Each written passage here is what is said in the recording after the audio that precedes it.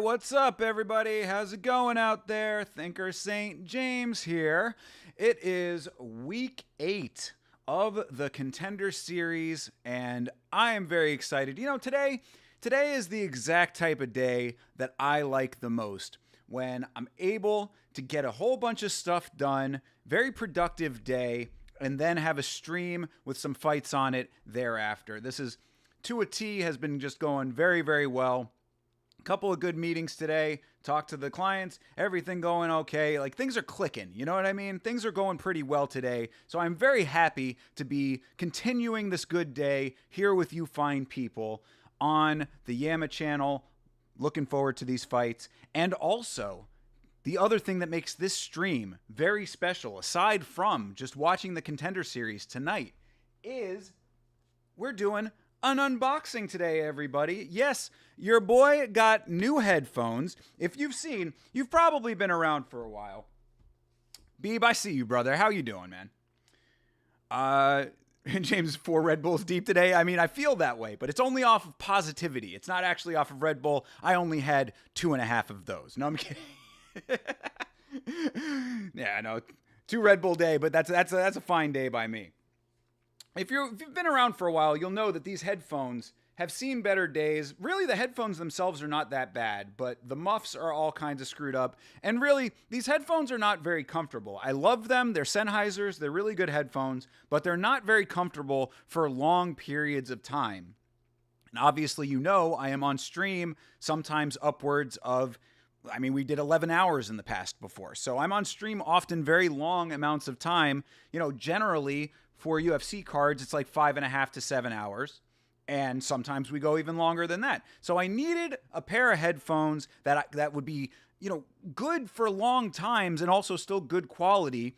And I had said that the chat, if you know, all of the donations from the chat were going to be going to new headphones, and you guys stepped up in such a very real way. So these headphones here are your donations at work, and I very much appreciate that you guys feel that this stream is worthy of donating in the first place. And as I often say, any money that comes in goes right back into the stream for the most part. I mean, there's very rarely does anything ever come out of the Yama ecosystem, as it were. So, like, you know, all donations are pretty much reinvested right into Yama, and this is no different. So very excited about checking these out. Now, I know of these headphones. I had gotten a recommendation from Rafayuski, who is a new viewer, who I very much appreciate, our Brazilian faction, our Brazilian contingency down there, representing the fine country of Brazil. And his girlfriend, Bex, had recommended a pair of AKGs, and I looked into those, and I was actually contemplating getting them. They were high on the list, but I had seen some reviews that said that they were not very comfortable for long periods of time. And as I just said, obviously that is something that was very priority to me. So I am familiar with these headphones, and the reason being is that these are industry standard studio monitor headphones. Like, if you go into a recording studio, these are generally the headphones that you're going to see 9 times out of 10. They're everywhere in major studios, and having experience in audio production and things like that, I am very familiar with these headphones specifically. So these are the Sony MDR 5706, the 50 or the 7 excuse me, what did I say? I said MDR 7506. Pardon me. The 7506, as they are called. So we're going to open these up, and I'm going to put them on my head, and we're going to see how they fare today. So as you can see, I wanted to kind of get this like cleaner, but for some reason the tab is not wanting to go. Well, we're just gonna rip the whole tab. Whatever. We're going deep. If they need to be returned, then they're getting it returned with a busted up box. But get a pen or something here. All right, we're going in. Boom, boom. There we go. All right, through the seal we have gone. And let's get deeper. Why is this not just like coming off? This is like, is this not how you're supposed to open it? Oh, I guess there was tape on there. Oh, well, I think you're supposed to open it from the bottom. That seems to be what's happening here, but I don't care. We're committed to opening from the top. As I said, this box is going to be destroyed if these have to be returned. So they better not have to be returned. I'm tearing into this box like a wild animal. I am a child on Christmas morning. Here we go. All right, now we're into the guts here. Let's get it. So, out of the outer packaging, there is another box within here. Oh, yeah, we're going whatever. This is all, yep, no more. Away goes the outside. All right, so we've got this inside box now. We've gotten one layer deeper. How far down the rabbit hole must we go in order for headphones to be on the other side? Okay, so these open up. Oh, they're kind of like interlocked, I think. There we go. All right, boom. So here comes this little side. This guy comes up as well. Try and make sure I get all of this in camera. Ah, sorry about that. All right, here we are. So here are the headphones in this outer packaging. It comes with a nice little carry pouch. They used to be leather back in the day, but I guess that they've downgraded to whatever this material is. Kind of polyester, I guess. So, hey, Rafayuski, I was just talking about you, brother. Shout out to the Ohio player, by the way, too. I see you there, Chase. But so, I was just talking about you because I almost went with your girlfriend's headphone recommendation, and I explained why I did not, but I very much appreciate Bex for giving me the recommendation. And if I end up needing headphones for more like listening applications as opposed to long-term use, because I'm on stream for such a long amount of time, I will certainly consider those as well, because I do like AKG as a company. But so here we go, all right? As you can see, the cord on this is notoriously long. So that is one thing that I'm not like super jazzed on. I don't really like the fact that this cable is like 8 feet long, and it literally is like probably 8 or 9 feet long. But aside from that, these headphones check all the boxes. So here we go. Here's your grand reveal. Dun dun dun dun. Yes. Oh, they are beautiful. And you can always tell these headphones specifically by that right there. Hard to see in the camera, but it says professional on the side with the blue. That's like a baby blue. That is how you know these headphones, or certainly how I know them, because being in every recording studio that I have ever been in, you can always tell. You just see that baby blue from a distance, and you're like, that's them. So there goes that. It's got the adapter already on the 1/8 inch. It's a 1/4 inch adapter here. A lot of headphones have that. I've got about 7,000 of these. But here we go. So yes, it says here on top, studio monitor. Again, another indicator.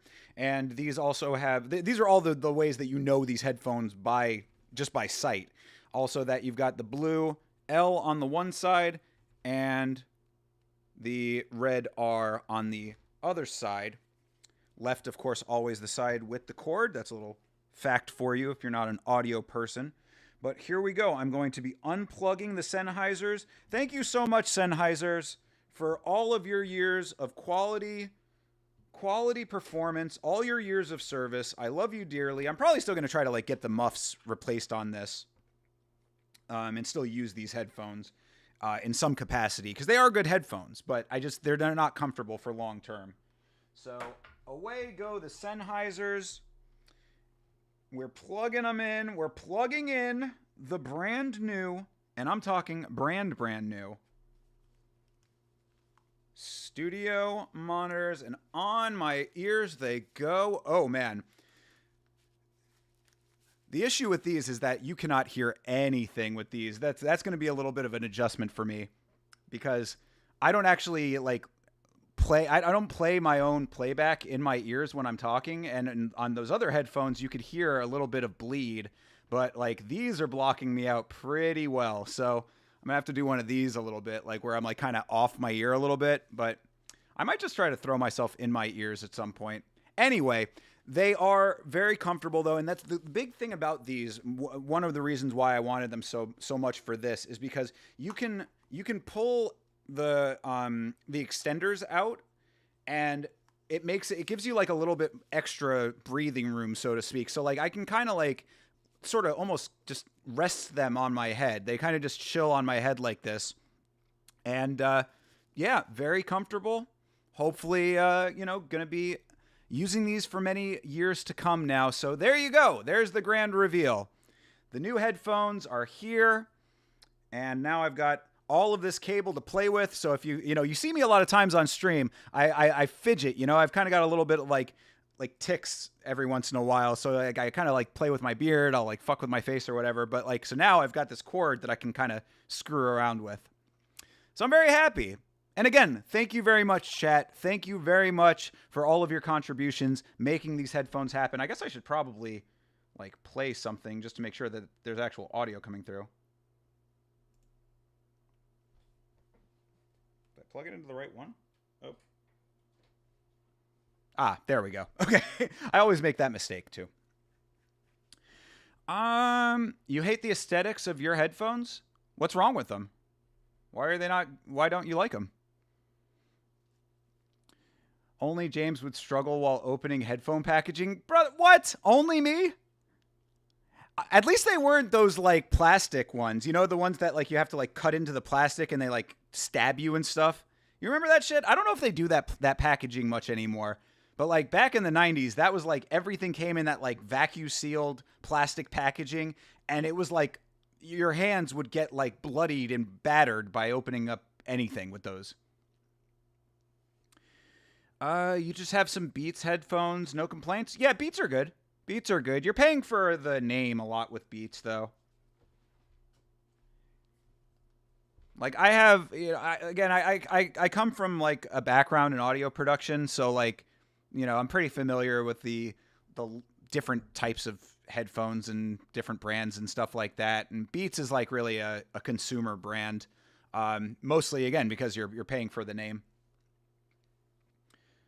But I'm sure that they are good, and I have heard the quality before. They are good. Bose is fine, too. Bose is another one that you're paying a premium just for the name, but still quality.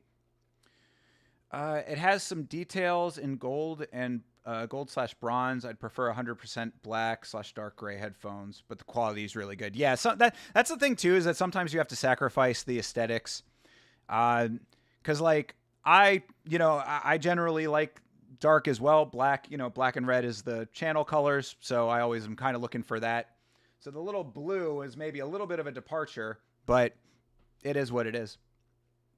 And for what I'm getting out of these, and hopefully being to be able to use these for many years to come, I actually might even kind of stretch these out manually just a little bit, just to give myself even more room. But they just hang, they're chill, and I cannot hear hardly anything. So yeah, it's going to have to be one of those adjustment periods, but all good. Yeah, definitely very happy to have these. I don't know much about technology. I would like to buy myself a nice set of headphones for my PS5 for my birthday, October 18th. Okay. Well, happy early birthday, by the way. And as far as the tech goes, really, like, even though I did just get rid of these, as far as audio quality for me goes, Sennheiser is my absolute favorite brand. So if you go for if you go with one of the more major audio centric brands like Sennheiser, even Shure is pretty good, JBL, a couple like brands like that are of that kind of like that kind of quality level, or like that, or that serve that industry. If you go for like an audio centric brand like that, then generally you're going to be able to get away with like their lower end product still being pretty good. So it really also depends on if you're looking for like noise canceling headphones or if you want open backs or whatever. I would have liked to have had open backs for this, but the problem is with open backs, there is bleed from the headphone, and I didn't want the stream audio to get picked up by the microphone since I'm obviously very close to the microphone here. But yeah, if you want a brand recommendation, I would say a low-end Sennheiser is probably a pretty good bet. You can probably get away with a decent pair of Sennheisers for, around $100 or something like that. But if you're looking for something for gaming specifically, you might want to have the ones that have the microphone attachment. And then I believe Turtle Beach is probably your best bet, from what I've heard. I believe Vitz King has Turtle Beach products, and he is a big fan of Turtle Beach. So there you have it. Yeah, this is definitely going to be an adjustment, though. I've never tried to put myself into my monitors. Let's see. There we go. Actually, that's not that bad. The reason that I never did it was because the delay is so bad. Like, there is still a slight delay. There's always going to be a delay because the way that the audio is processed, it can't be like 100% instantaneous, but it's not as bad as I thought that it was going to be. I thought that on OBS the delay was a little bit worse, but this is not bad actually. I might just keep it like this. I don't know. Does it sound like I'm speaking more naturally right now? I just turned on the monitor and it's not as bad as I thought that it was going to be. Because I have a problem with that. When I'm recording in the studio, when I'm rapping and stuff, I generally don't have myself in the headphones. I only have the beat, and I'll take one earphone off and just have the beat in one ear and listen to myself naturally in the booth. If I recall, PS5 doesn't connect via Bluetooth, so keep that in mind that you may need a Bluetooth USB dongle. Interest. PS5 doesn't connect through Bluetooth? That's surprising to me. Did they specifically not want to do that? Was that like an intentional choice, I wonder? Because Bluetooth now, I mean, that's like ubiquitous. That's everywhere. I'm just so happy right now, guys. I hope that it's coming through on screen because this is making me very happy. Having these new headphones is great. Yeah, I'm just in a really good mood because of it. And I can't wait for some fights. Obviously, that's what we're all here for. So hopefully the Contender series is good tonight, right? Not sure. Big companies doing horrible decisions. Nothing new. Yeah, good point. Very good point.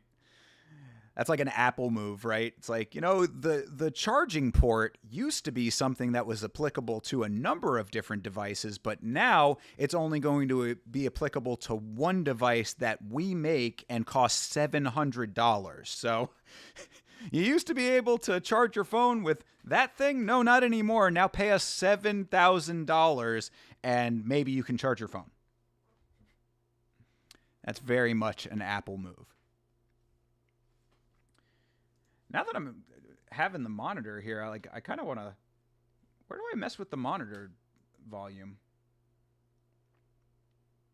I'm going to have to look into this. I'm going to do this. I'll do this off stream while I'm not messing with things. But I might even turn my monitor up now that I've got myself in my headphones. This is a whole new world. Would you be hyped if Dustin versus Nate 12 rounds boxing happens? Yeah, I posted about that in the Discord. I saw that Diamond had said that he was interested in doing that. Sure.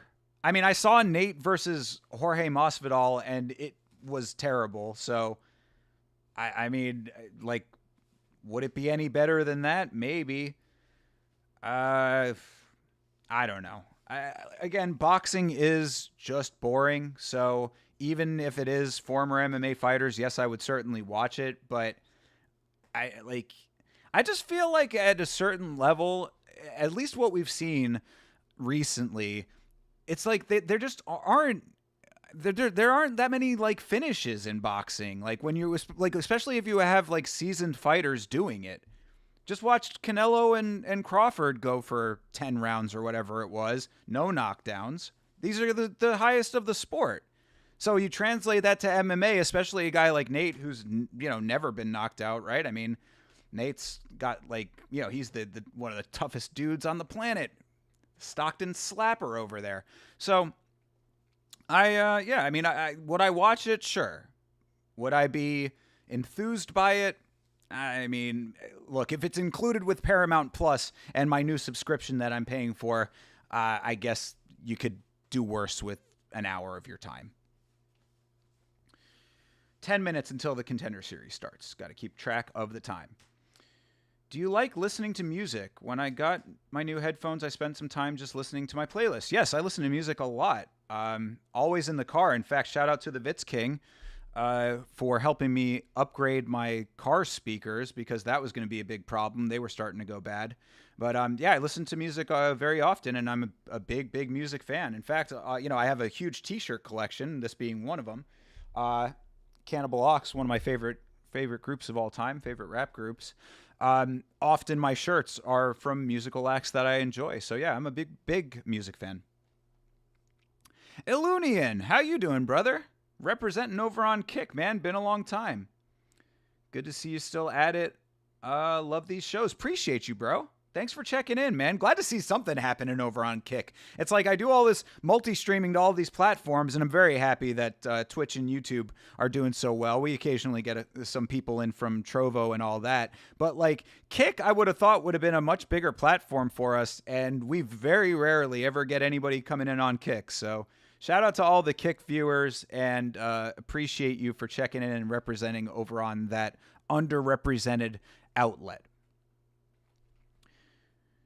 Did you see Vanderlei getting knocked out? Yeah, we talked about it on the podcast last night. Actually, if you go back and watch the most recent podcast episode from last night, it'll be the very first thing that we talked about. I was thinking about doing a video about it real quick. I might still. I don't know. I think we've kind of said everything that I wanted to say about it on the podcast, but I know Beeb was looking forward to hearing my thoughts on that. So Beeb, if you haven't heard that or haven't watched the most recent podcast yet, you can hear it there. And if I have some time tomorrow, I might try to get a video out. But we also have the Smashing Machine on Thursday, so I got to keep track of all of my schedule when it comes to the Yama content. I know I'm the only one ever here from Kick. Crazy, right? Yeah, I don't understand it. I don't get it. I mean, I guess maybe everybody on Kick is looking for titty streamers or something, but they're looking for more extreme content than the type of stuff that I do here. But either way, I still appreciate you though, bro. I appreciate all the fine Twitch and Kick viewers. Of course, you know that YouTube is the primary platform, so make sure you're subbed on YouTube. Silva needs to stop fighting. Absolute facts. Any updates with Raj's situation? No. Last that I heard, he'd been bailed out, so he's out on bail, probably awaiting trial. I would think that that's probably going to be the only update for a while until they set a trial date. So trust that I am always keeping track of that, and I will definitely let you know. Curtis Campbell Masterclass incoming, fellas. Based on what? Pube. Based on what? On your research, you've been doing some tape watching, you do tape watching on every one of these guys, and somehow one of these guys always gets knocked out. It's amazing how that works. I'm telling you, people, the Yama Contender Series betting method is foolproof. You will win money. Straight bets, short money, all dogs. It's very simple. That's what's up, bro. You make me want to watch MMA more when it transfers to what ESPN? Oh, no, it's transferring over to Paramount Plus. So, yeah, get in a Paramount Plus subscription, and you will certainly be able to keep up with the Ultimate Fighting Championship. Shorter amount of events, and we still don't know if the Ultimate Fighter and the Contender Series are going to make it over to there. Chase is very confident that it's going to. I am somewhat skeptical. My buddy, shout out to Garrett from Checkmate MMA, who I was chatting with today. That's the homie. We were kind of talking about that, and he seems to think that ESPN might try to retain those properties. If that happens, that would be really shitty, because I'm not trying to pay $30 for ESPN and their new Omnibus app or whatever. But I think that there still might be a tier that'll be lower for ESPN Plus, and hopefully that's where that will air, if that's the case. But then you're still paying $30 total for all the UFC's content, and that would suck. So we still have a little ways to find out. We got to see what happens there. But yeah, Paramount Plus will get you the UFC starting in January. Sarah Toby, speaking of homies, how you doing? Howdy, howdy. How are you, darling? Hope everything's going well for you. I've been seeing your notifications for going live, and I'm like, man, if it's like, I don't know how that always seems to add up to times when I'm like blocked off with stuff, but like one of these nights, if you're on late night, like after, like if you go on tonight, I'll try to come on like later tonight, because I got some work that I got to take care of tonight after the stream, but I like that would be the time frame, like late night for me. And I know that you're on at all weird hours and stuff. I don't know. I say all of that to say I've been trying to head over and catch one of your streams, say hello to you. But thanks for stopping by here. Hopefully you'll be watching the Contender series with us. Looking forward to this starting in 5 minutes. Whoa, all right. Got to keep track of that clock. This is still such an adjustment. Even having the new headphones and then also hearing myself in the cans is very different. I'm great. Thanks for asking. Thanks for asking. I hope you're doing well. I'll stream late Friday night, actually. Okay. All right. See what I'm doing on Friday night. Yeah, we're doing the Smashing Machine review. Actually, I guess that's a something for everybody to know. I think Chase said it on the podcast last night, but for anybody who did not hear, we're going to be doing the Smashing Machine review, spoiler free. I mean, that's hopefully going to be the case. Chase was the one that had to make it spoiler free. I was like, fuck, I would have done full spoilers, but I understand that, you know, people want to actually watch the movie. So as soon as we're doing it, it makes sense to do spoiler free. So we're going to do the spoiler free Smashing Machine review on Friday afternoon. So keep an eye open for that. And check out the VOD if you're not able to make it in the afternoon. Appreciate it, though. Always love being here. Well, I love having you here. And there's the Ohio player. What's good, brother? Hell yeah, Sarah, and new headphones. Good day. Yeah, absolutely. Man, 100%, 1,000% correct on that one. It is a great day. Yeah, man. I you know... You have those days where it's like you wake up on the wrong side of the bed. Today was not one of those days. I woke up on the right side of the bed. I got a good night's sleep last night. Got up. Work was clicking. Got a whole bunch of stuff done. And, you know, just knocking things out left and right. And then got to come on, put the new headphones on, show them off to all of you. And now we got fights coming up in 3 short minutes. So could not ask for better. Really very, very happy. Contender Series is the best thing Dana has come out with. It keeps the sport super fresh. I agree. I agree entirely. It's my favorite thing in all of MMA. I say that without any hint of irony. I love it so much.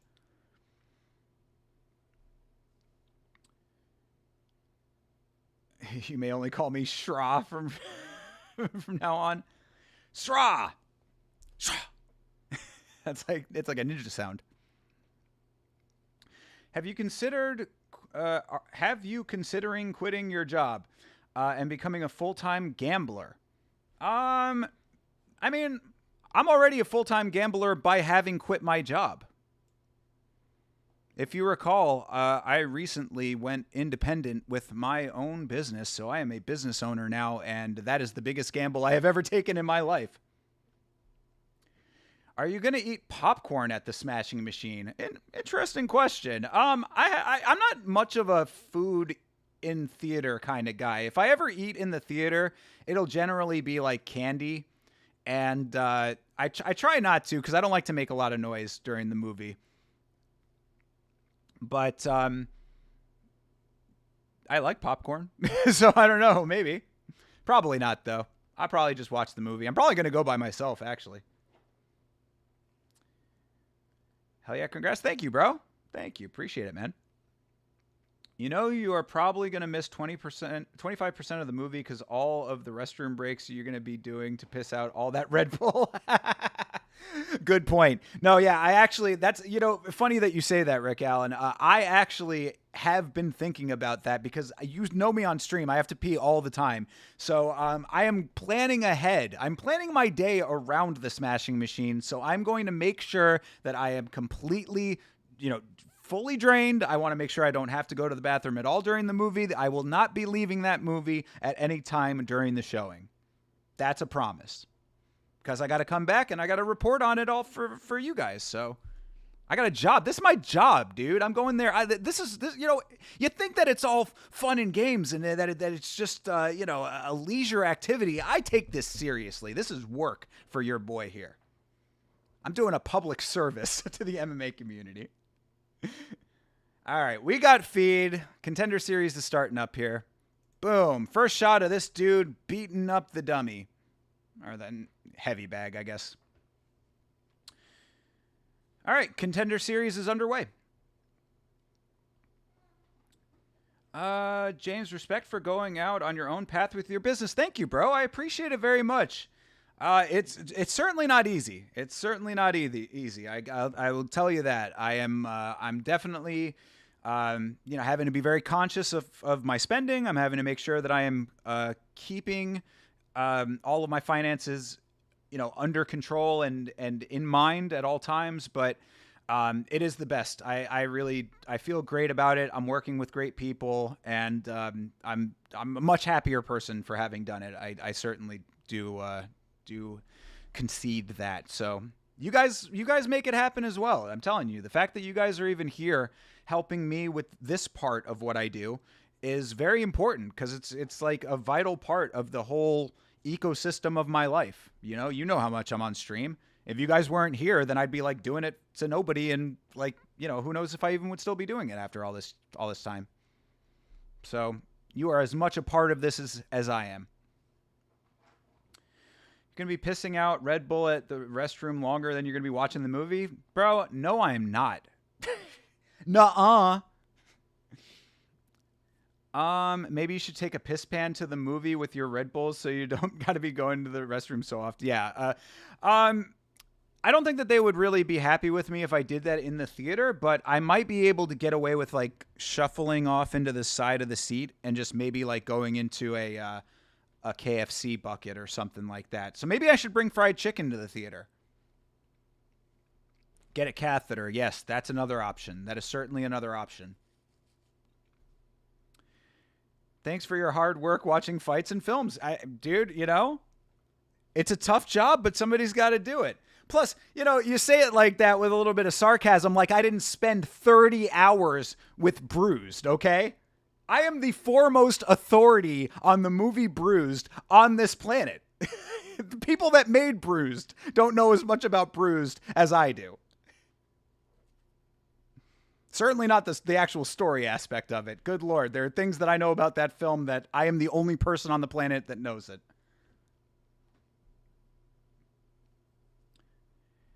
Hey, Sigma, what's going on? Didgery, yeah, no, Dave hasn't been around just yet. Appreciate you guys, though.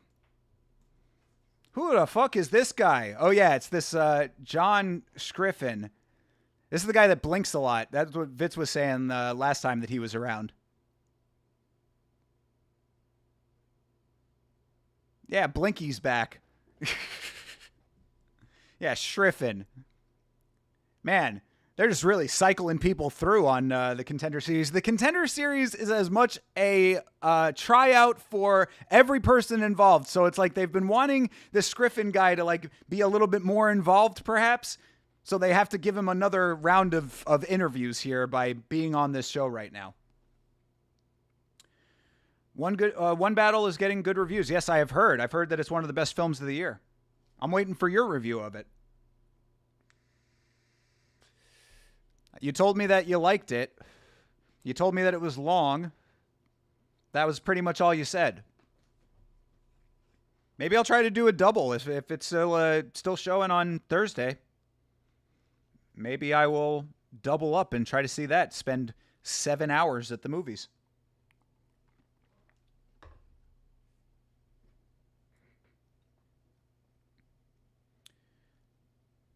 I'm not a fan of Sanko and brown. I don't think brown's a great color on her. Kind of lackluster, but that's all right. Laura's still lovely. Laura Bisbing and Scriffin. I like the name, I'm not going to lie.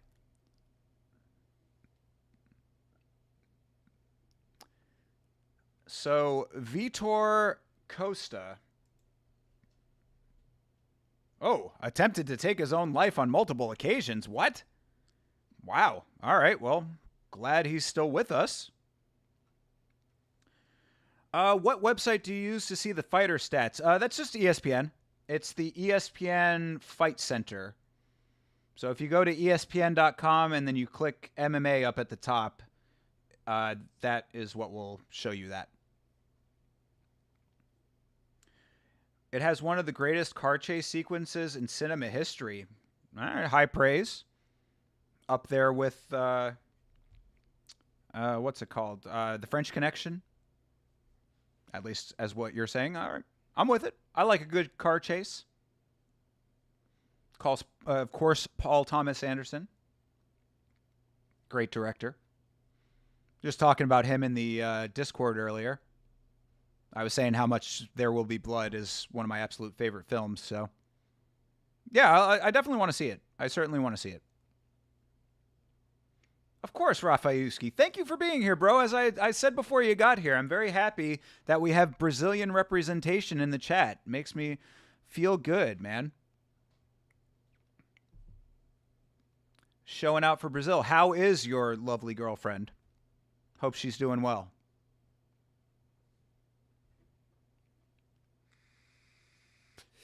Oh, yeah, I forgot to call you pretty. Pretty boy Rafayuski. That's her words, of course. Yeah, I'm going off of her lead. I didn't even put any bets down. Damn, I'm talking about my betting system here and didn't even put bets on the dogs. See if we can get some underdog bets going here today. She's at college right now? Okay, that's what's up. What's she studying? And what are you studying if you are college age? Going out there to be the next generation of young professionals, taking this world by storm. I appreciate it. All right, let's see. Contender series. Dog. Money. Bam. Short money down. Oh, we got some dogs today, too. Boom. Plus 425. Down. Let's go. Plus 240. Bang. Let's get it. I'm a madman over here with these dogs. Boom. We are locked in. Vitor Costa is the smallest dog on the card. He's only a plus 110. So we are going for the formerly self-eliminating or attempting to self-eliminate person. But we are locked in. All right, every dog has some money on it, so let's go dogs. She's studying education and communication. There's a Brazilian word for that, but that's the direct translation. Oh, okay. Sounds like maybe like communications would be a major here. So that's like public relations and that kind of stuff. Or if you're talking about like education, maybe you mean like speech therapy. Yeah, I mean, I'd have to see. I'd have to know a little bit more about what it is to fully be able to, one-to-one compare it to the language barrier. But your English is so goddamn good. It's like Bill Burr is the same way on his podcast. It's like anytime that you talk to a non-English speaker that is speaking English, it's always like mind-blowing to me. It's the study of communication in education. Okay, got you. Yeah, it sounds like communications. A, TJF, WTJF. Made over 100 bones this weekend. NFL football and Olberg. I was trying to meld those two together. Dope. Congratulations, bro. Spend it on the next NetSpend album. W Unk. Okay. I know that I'm Unk status. They standard issue you a cane and a newsy hat when you get to my age. So I'm just walking around with my walking stick now. But no, congratulations on your win, bro. Olberg was, yeah, I should have, it was stupid of me in hindsight.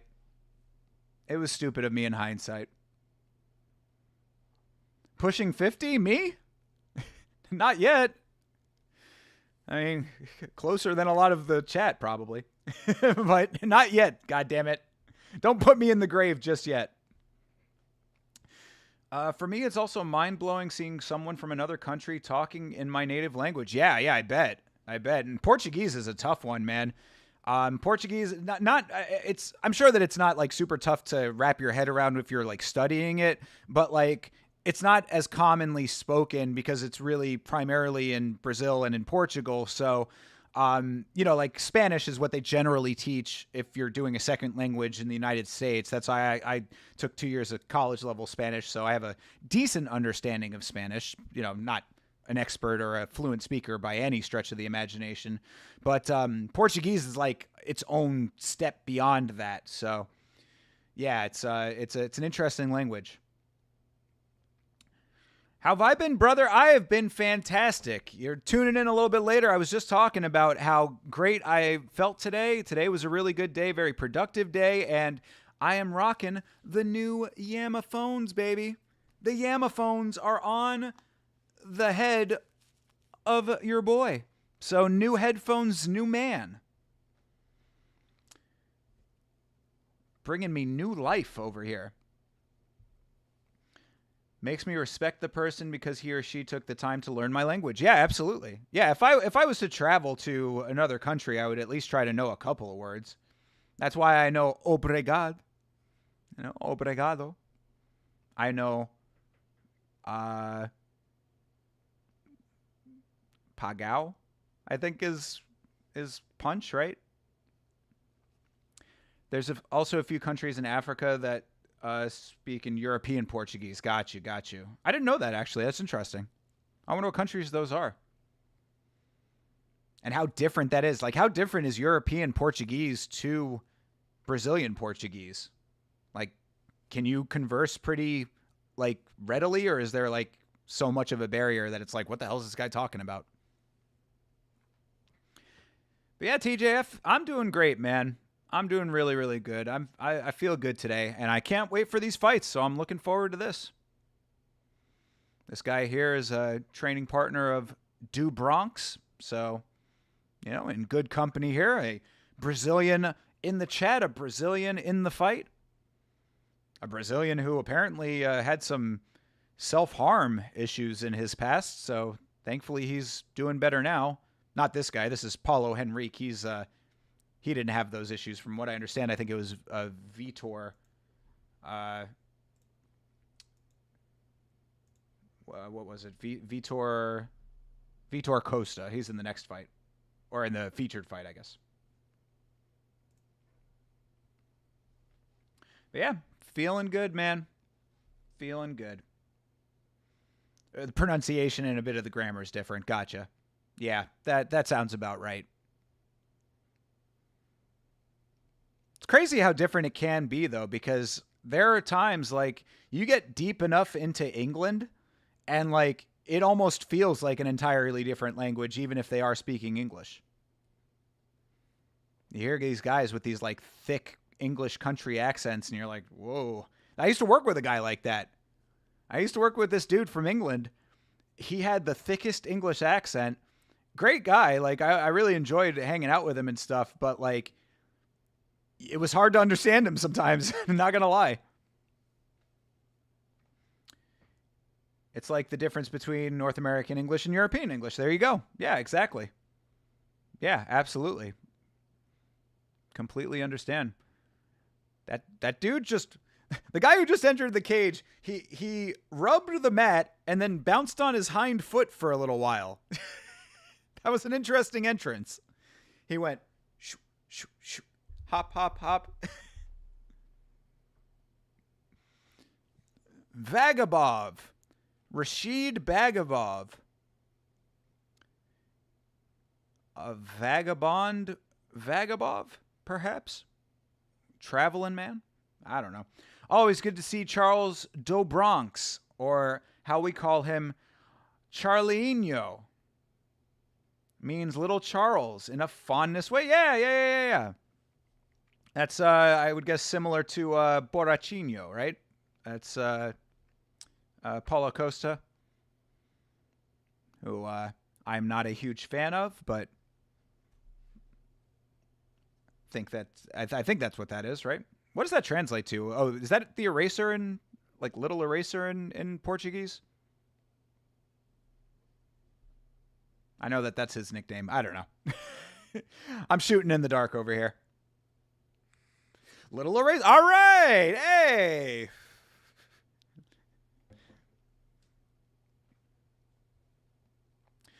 All right. Rashid Vagabov versus Paulo Henrique. Or Little Rubber. Gotcha. Okay. Borrachinho. Cool. I do think the Portuguese is interesting with the pronunciation of certain letters, because having, like, the, certain letters sound different, R's making H sounds. It's cool. All right. Vagabov and Henrique is underway. Let's see if Henrique will grapple or if he is going to try to strike. Vagabov is from Russia. Henrique's got some odd highlights in his hair. He just kind of, it's like somebody like slapped bleach on his head. Just kind of like was like, took like bleach and sort of just like flicked it at him. Here. Oof. Heavy shot from Vagabov. Short range. I guess Vagabov is a Russian mountain wrestler style. Ooh, nice uppercut for Vagabov. So far, so good. Oh, Henrique trying to come back. Nothing doing. Vagabov moving out of range.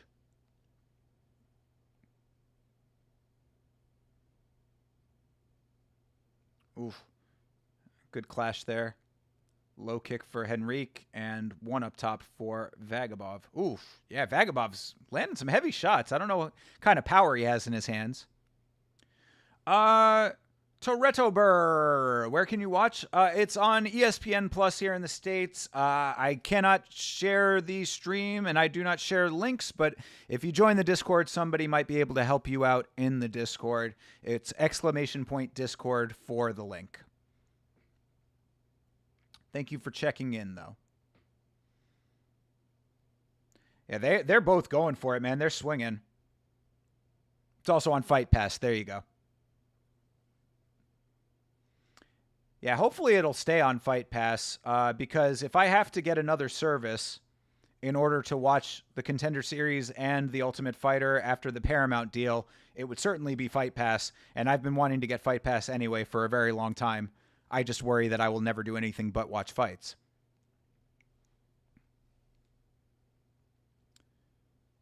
All right. Nice kicks for Vagabov. Oof, that was odd. He kind of went in for a punch and then just like ducked under because he thought that a counter was coming. Odd strat, bro. Get uppercutted that way.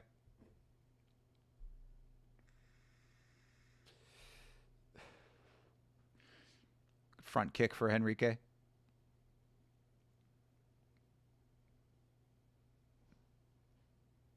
Yeah, Vagabov is definitely pretty confident coming into this thing. He doesn't seem to be too concerned about the power of Henrique. Oh, there, Vagabov goes in for the entry. Let's see if we can get him to the ground. Clinches up on the cage.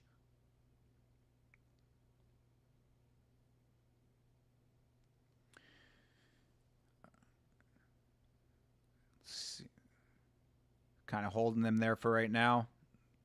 I hope they keep the UFC Fight Pass the way it is because here in Brazil, I pay $3 a month to have access to literally everything. God Damn, I wish that I was in that boat. Shit, dude, I should get a VPN and sign up for it in Brazil. That's awesome. That's fucking great, dude. Can you get it in English if you wanted it in English? Because if that's the case, then I really might do that. I might sign up via Brazilian VPN. Oh, all right. There you go. I might have to get creative. You watch everything in English. Okay. That's awesome, man. Yeah, wow. $3? That's fantastic. You don't like the Brazilian commentary team. That's funny that you say that because shout out to the homie Bloomis, my great friend Bloomis, who is from the fine country of Denmark. And he says that the Danish commentary is terrible. So I would have thought that the Brazilian commentary would be good, right? You'd think that a country like Brazil that has such a... Oh, wow. Great toss by Vagabov, by the way.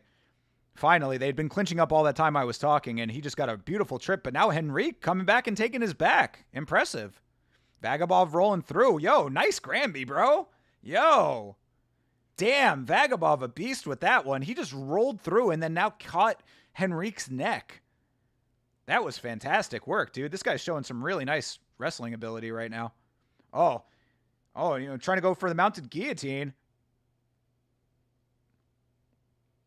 Or a rice bale, as Bisbing just corrected. But yeah, you'd think that the Brazilian commentary team would be like, good. You know what I mean? I would think that the Brazilians, like, that maybe they have some former fighters on there, like people who actually know what they're talking about. I don't know.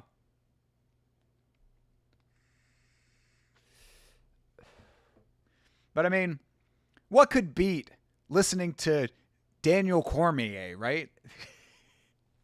You got to have the English commentary or you wouldn't be able to hear DC's stories about eating chicken wings and rolling around with his buddies. Man, I'll tell you, I was playing golf one time. Thank you, DC. They're kind of good. Sometimes they invite some CTE ex-UFC fighters, but they suck. The Brazilian fight. Oh, they're too biased. Yes. Biased commentary is something that bothers me. As a commentator myself, I certainly try to be as unbiased as possible. Yeah, I don't like that either. I don't like it when I hear it on the English broadcast. I don't like when I hear it anywhere. Just commentate the fight. You don't have to be glazing these fighters, even if you're friends with them. Like, bro, just call the fight accurately. We're all watching the same thing. Because, like, the commentary team has a lot of power in that way. Like, maybe not as much with, like, the hardcore community. Like, the hardcore community is going to, like, call them out on that kind of thing. But, like, for the casual fan out there, like, they take what these commentators are saying as fact. So they have a lot of sway in people's opinion of the sport and how it's perceived. All right, round 2. Good round for Vagabov in that first one. I'd say he took that round. Oh, yeah, Henrique swinging heavy. American commentary team is kind of biased, but in Brazil it's even worse. Yeah, exactly. They certainly do show their biases from time to time. I definitely agree.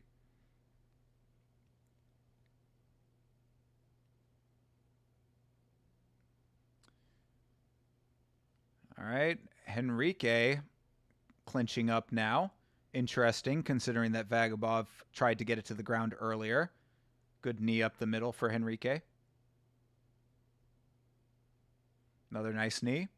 Good job of keeping distance so that knee wasn't a low blow. Because he's getting dangerously close to Vagabov's dick, but staying just far enough away that he's not actually hitting it. That's fight IQ.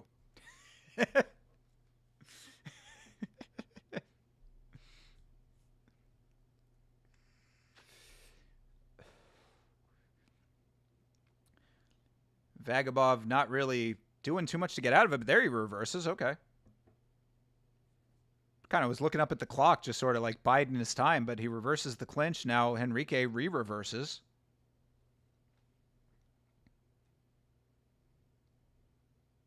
I mean, it's interesting to see Henrique try to take Vagabov down because wrestling's going to be probably a lot stronger on Vagabov's side. But Henrique is really trying to commit to this single leg high crotch. I think it would be called doing your fucking job. Yeah, you're exactly right. You're exactly right. Yeah. I mean, it's one of those tough things though, because like they would say, "Oh, I'm not biased, you can interpret it that way," but it's like, we all know. We all know what we're listening to. We can see the state of the sport when we praise people for not eye poking or doing low blows. Yeah. Yeah, exactly. Ooh, nice knee by Vagabov there. Nice to keep that legal. He got him right as he was coming up. Both feet planted. That was a legal knee, and it was very well placed. Yeah, Vagabov he's running away with this fight right now.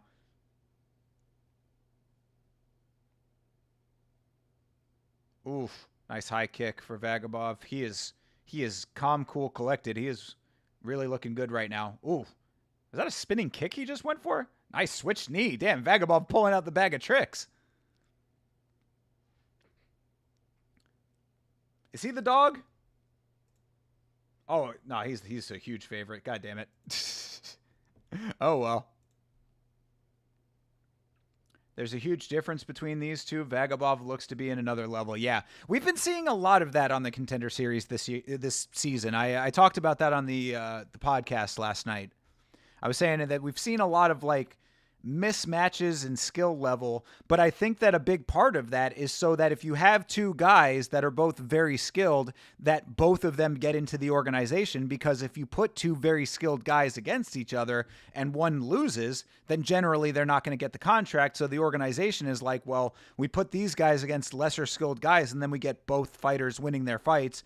Both guys get contracts.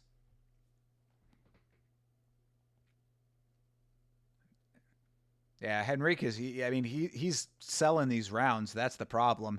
Like he's holding his own. It's not like he hasn't been knocked out yet. He's not on the ground, being smothered, but it's just Vagabov he's just better. He's letting the fight kind of sail away from him here. And Vagabov's starting to feel himself a little bit. He's pointing to the ground.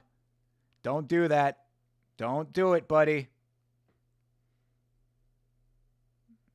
Yeah. He's getting a little too confident, a little too cocky, perhaps. Come on, Henrique. All right, that was a couple decent hands for Henrique. Vagabov is just a lot faster than he is, too, so it's like the head movement is really good. He's getting out of the way of a lot of shots. It also helps with huge highlights that will bring more views to the UFC. Exactly, of course. Yeah, they want the best in the organization, so you feed them somebody who they can get a highlight on. Absolutely. Yeah, they're already setting the wheels in motion for the promo packages they're going to show before their fights when they make their debut,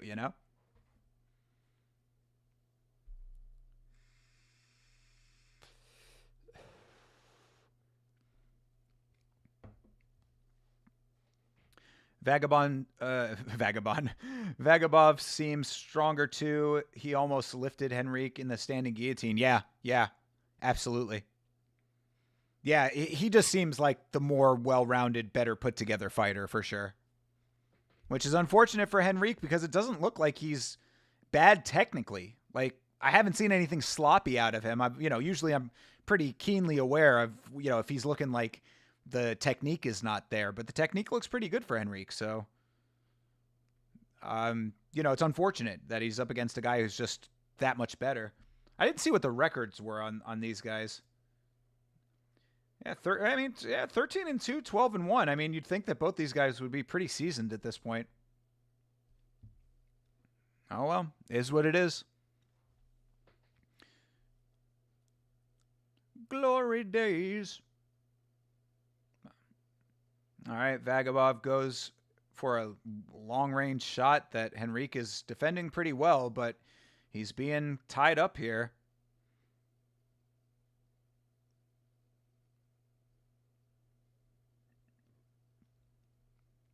Vagabov holding him. I mean, I think that the question becomes, if Vagabov doesn't finish this fight, is this performance good enough to warrant a spot on the roster? I mean, is he going to get a contract off of this? I would think probably yes, based on what we're seeing so far. And that takedown will definitely help it. All right, gets him to the ground. Oh, nice, nice. Gets him into the seated position. Trying to soften him up. Got the one arm across.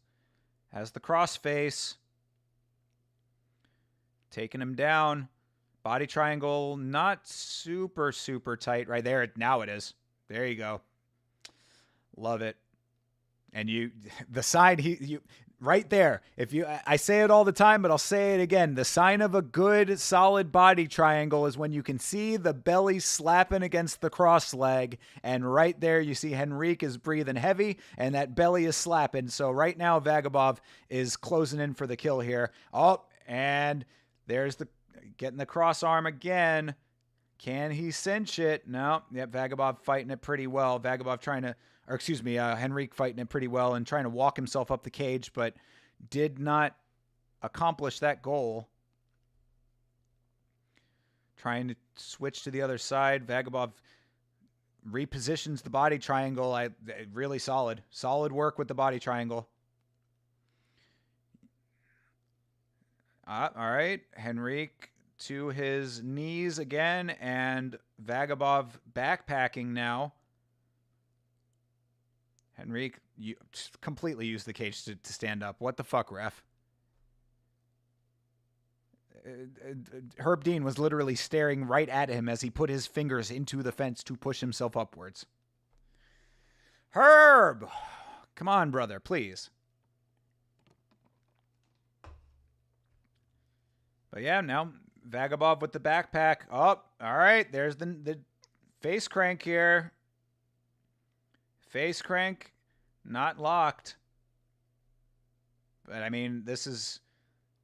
that's actually a nice move by Henrique to take the one arm over to the opposite side to try to get him off to the side. But Vagabov keeping this body triangle super locked. I mean, he's burning his legs out, but it's the third round, so he doesn't really need them all that much anymore. And now crossface again, trying to get that arm under the chin. Henrique really fighting the hand. I mean, this is complete selling. He's selling out right now. The time is ticking away. He's not doing anything but defending.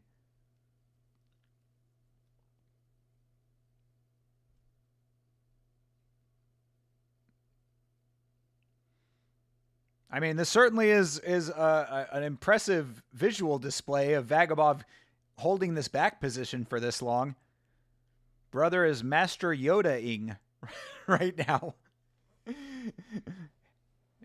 Henrique, use your training.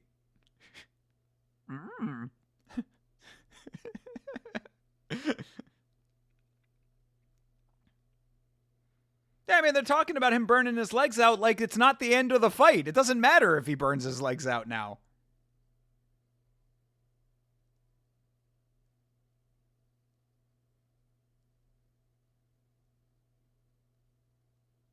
Oh, there you go. Oh, that was a better crank. God, bro, he had the crank. You got, like, dude, if you have the position and your hand is locked, like, don't just pull back harder.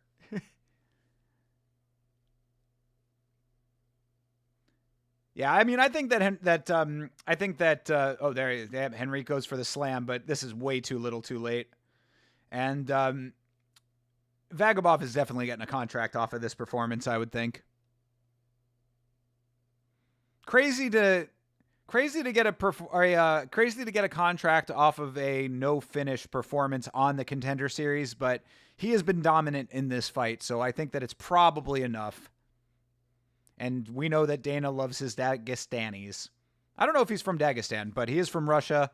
He is a wrestle-heavy guy with some decent power in his hands, it seemed like. So, all right, that is the end of the fight. And Vagabov a little slow to get back to his feet. Maybe his legs really were burned out. Dana firmly seated in his chair. I guess he was not super impressed, which, you know, Dana wants to see finishes just like we do. The Haraya Goshi.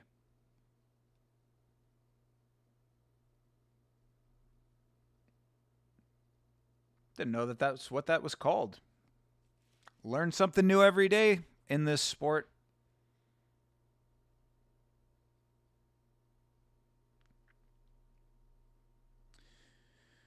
All right. I mean, decent fight, you know. Certainly worthy of the early prelims on, you know, a card that's out in Albuquerque, New Mexico.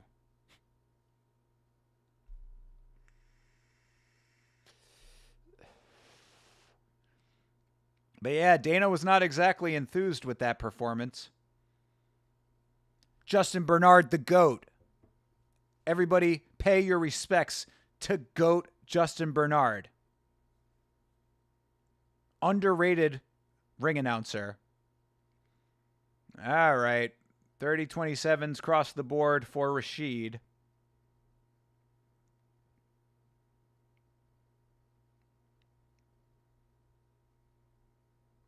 All right. Fine. I mean, you know, a good enough fight, I would say. I was entertained.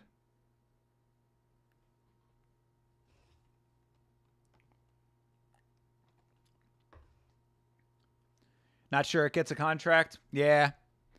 I mean, okay, this is the thing, right? It was a good performance. Technically proficient. Pretty much everything that Bisping was just saying. It was a good performance. It was a solid technical display. But you know what you want to see on this show. That's the thing about the Contender Series. Like, these fighters need to know. If you want to get into the UFC, we see fighters get into the UFC without coming to the Contender Series. You know? If this guy had 25 wins on his record, what, he's got 2 losses? 25-2, he would get into the UFC without going to the Contender Series. You come to the Contender Series, you gotta fight different. You gotta fight to finish. That's what you gotta do. So I don't know. It's a little bit up in the air. I would say he probably gets it. This is going to be one of those that Dana will be like, yeah, you know, I had to talk to Mick. You know, Mick really wants you. Oh, and our lovely translator is back. Our little awkward Russian translator lady who I love so much. He's technical and really fast. Yeah, exactly. You need to come to fight like Concrete. Goddamn right. Shout out to Concrete. Hell yeah. Concrete's the dude. You need to come out here, fight like a madman, get a knockout, and then shake your titties around.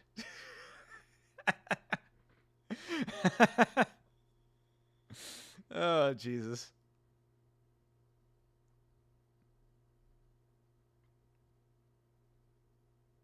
Stotskazao. Octogona.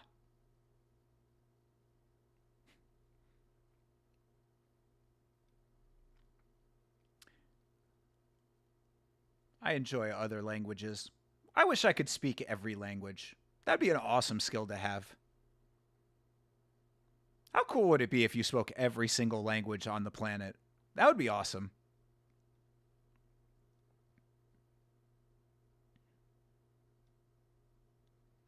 I would like to get my Spanish better. I've been thinking about that. I've been thinking about doing like the Duolingo thing. Because I do have a good basis in Spanish already. So, like, I have, like, the syntax down pretty well. The grammatical aspects of it I understand to a decent extent. Just my vocabulary is not very extensive. You do Mandarin in Duolingo? Dude, Rafayuski. International man over here, bro. You're about to run this planet, bro. 270 days straight? Brother, are you doing it just for fun? Or are you doing it just to be a trilingual individual? That's insane, bro. You speak Portuguese, English, and Mandarin a little bit? That's crazy, dude. I am very envious. That's seriously impressive. Very impressive.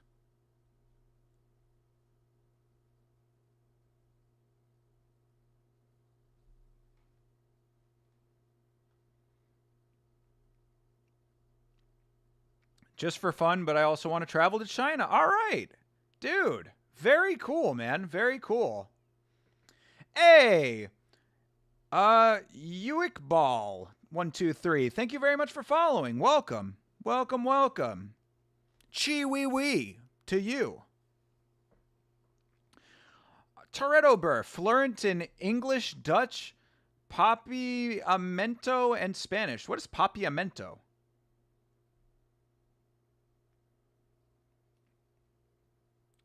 That's crazy, though. That's a lot of languages. Am I going to show the fights? No, I cannot show the fights on stream, unfortunately. But if you join the Discord, somebody might be able to help you out with getting your viewing experience underway. That's !Discord. We'll get you the link. Talk to somebody in there, and somebody might be able to point you in the right direction. Can't guarantee it, though. I don't know who's around.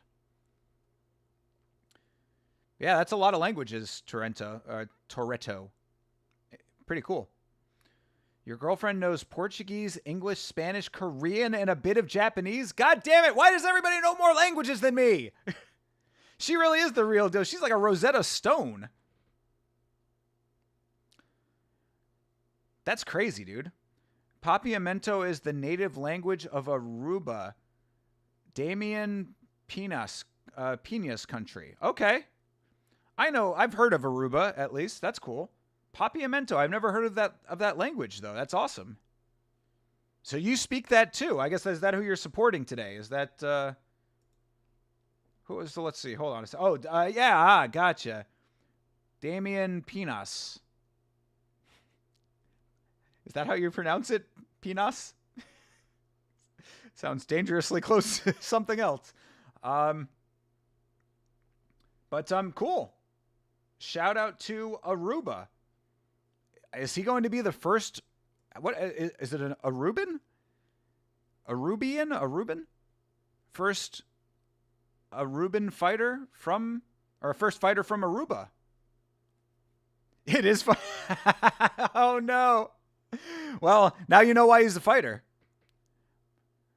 Bro, this dude Curtis Campbell has the thickest glasses I have ever seen in my life. Bro must be blind. He's the first fighter from Aruba. Yo, hey, shout out to Aruba. Aruba, Jamaica. Girl, I want to take ya. To Bermuda, Bahama. Come on, pretty mama. It's about the extent of what I know about Aruba, sadly. But I do know Aruba is a beautiful country because I know cruise ships go there all the time. So, Toretto, if you are representing from Aruba, shout out to Aruba. Those fighters with really bad eyesight, do they fight with contact lenses? I would suspect so. I think that they have to. Either that or they fight without proper vision, which for that guy would be pretty insane. I guess it also depends on if they are nearsighted or farsighted, but either way, I would think that you'd want good vision inside the octagon. So yeah, I would suspect contact lenses is what happens there. Pretty crazy to think about, though, considering that you're getting punched in the eye often, and what happens if you get your eyes poked? I do know that you're allowed to fight with contact lenses, because we did look that up at one point when we were going over the rules. And so there are fighters that do fight with contacts in, but yeah, I mean, I guess some of them, maybe they just are like, fuck it, I guess I can see good enough. But I would think that you'd want to be 100% able to see. For example, Bahayo has bad eyesight and Bryce Mitchell too. Yeah. Also think they just go, fuck it. Yeah, probably. Again, it depends on if they're nearsighted or farsighted. So, like, if you are nearsighted, you can see close to you, but not far away. And if you are farsighted, you can see far away, but not close up. So if they're farsighted, it's probably a little bit better for them, because if they can't see at far distance, then it doesn't matter as much. They need to see the guy in front of them. But I wear contacts personally, and all I know is that when I don't have my contacts in, I feel very, very uneasy. So maybe they train well to fight with contacts in, or fight without them at all. A lot of hours in the gym just being with their natural eyesight. Dembasek. What is that? Is that a Senegal? Okay, Senegal. Dembasek from Senegal. He's a Senegalese fighter. Without glasses, I feel vulnerable. Like, what the fuck? Yeah, I agree, man. I'm telling you, like, contacts, like, I'm always very nervous. If I ever, like, lose a contact lens or, like, if it falls out, I'm like, holy shit. Especially if I'm not at home. Like, if I'm at home, it's whatever. I can go put new ones in. But if I'm out and about and I lose a contact lens, I'm instantly like, oh, shit. That's why I keep a pair of glasses in my car. Yeah, look at this dude's glasses. They are thick as shit. You know how you can tell that they're thick as shit? It's because when he turns his face, like where he is right now, you're seeing it from the profile view from the side, you can see how warped everything is behind him. This dude's eyesight must be atrocious. Dembe gonna get subbed? All right, Sigma. A long time ago, you used to be 12th in the world, I heard, so I'm going to take your word for it.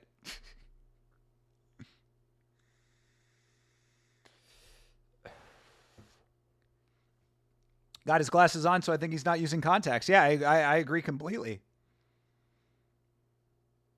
Yeah, he must just be going no contacts, which must be pretty crazy to think about.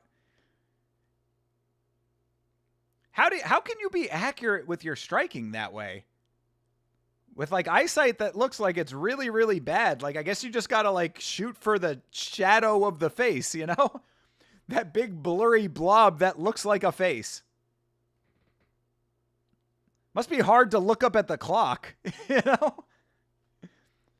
Yeah, and you can tell he's a slightly cross-eyed a little bit. Not cross-eyed, but kind of has the wandering eye a little. You see, he's kind of looking upward in the picture when, you know, you'd normally be looking straight on. I don't know. Jonathan Romero? Who the fuck is that guy? You wrestled without glasses, but you're nearsighted. Yeah, I was saying that earlier, that like being nearsighted is probably a lot better for it.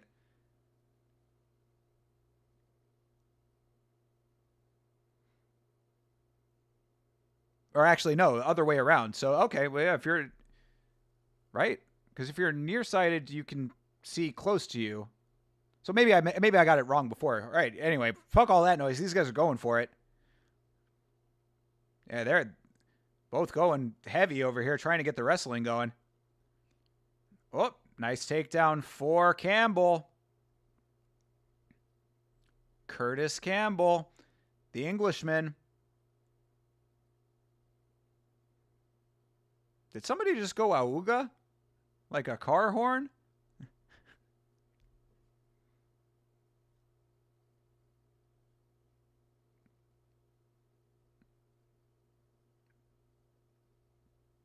So yeah, being nearsighted, I think, would be the way that you'd want to be if you were fighting without glasses.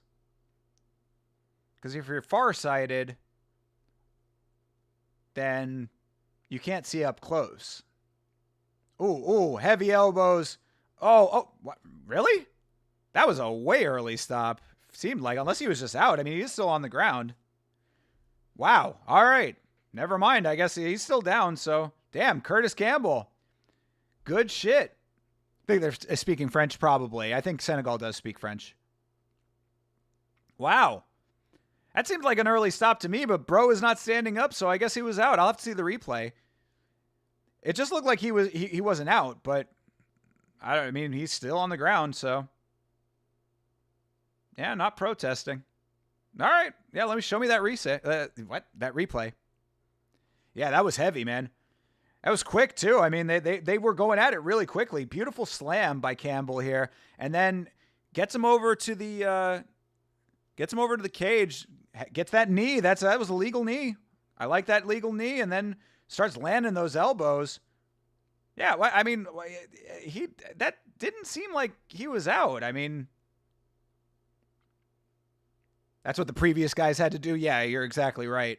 Yep, there you go. Yeah, Dana saying, all right, sign him. And he's English.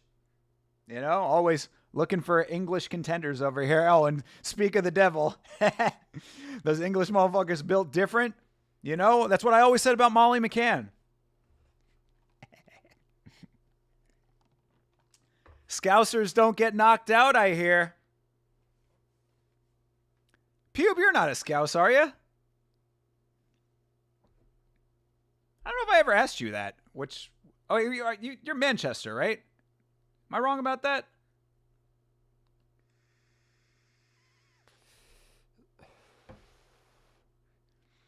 Yeah, Curtis Campbell with his little top dealy, his little palm tree like he's a little baby. Oh, you're from London. Okay. From the capital city where the proper Brits live. No, thank God. What do you mean, thank God? Your national hope is from there. Plus, this guy's from there. The highest ranked fighter from your fine nation is from there. And everybody loves the accent.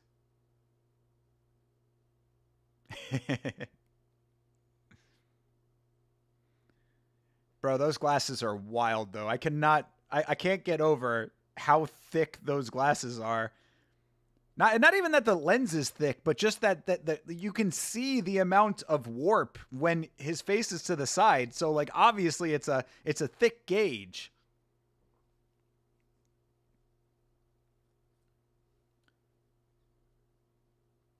Yeah, I want to see the stoppage again, though, because it's like he gets slammed down, not on the head, so he's fine there. The knee, I say, nice legal knee, nothing wrong with the knee. But then he hits him here the one time, and it's just like, it seemed like an early stop to me. London is a semi-common girl's name for some reason. That is true. That is definitely true. I knew a girl named London, actually. Long time ago, of course, but yes, I do know that is the case. London, Brooklyn, what other cities are also girls' names? Rio. I knew a girl named Rio.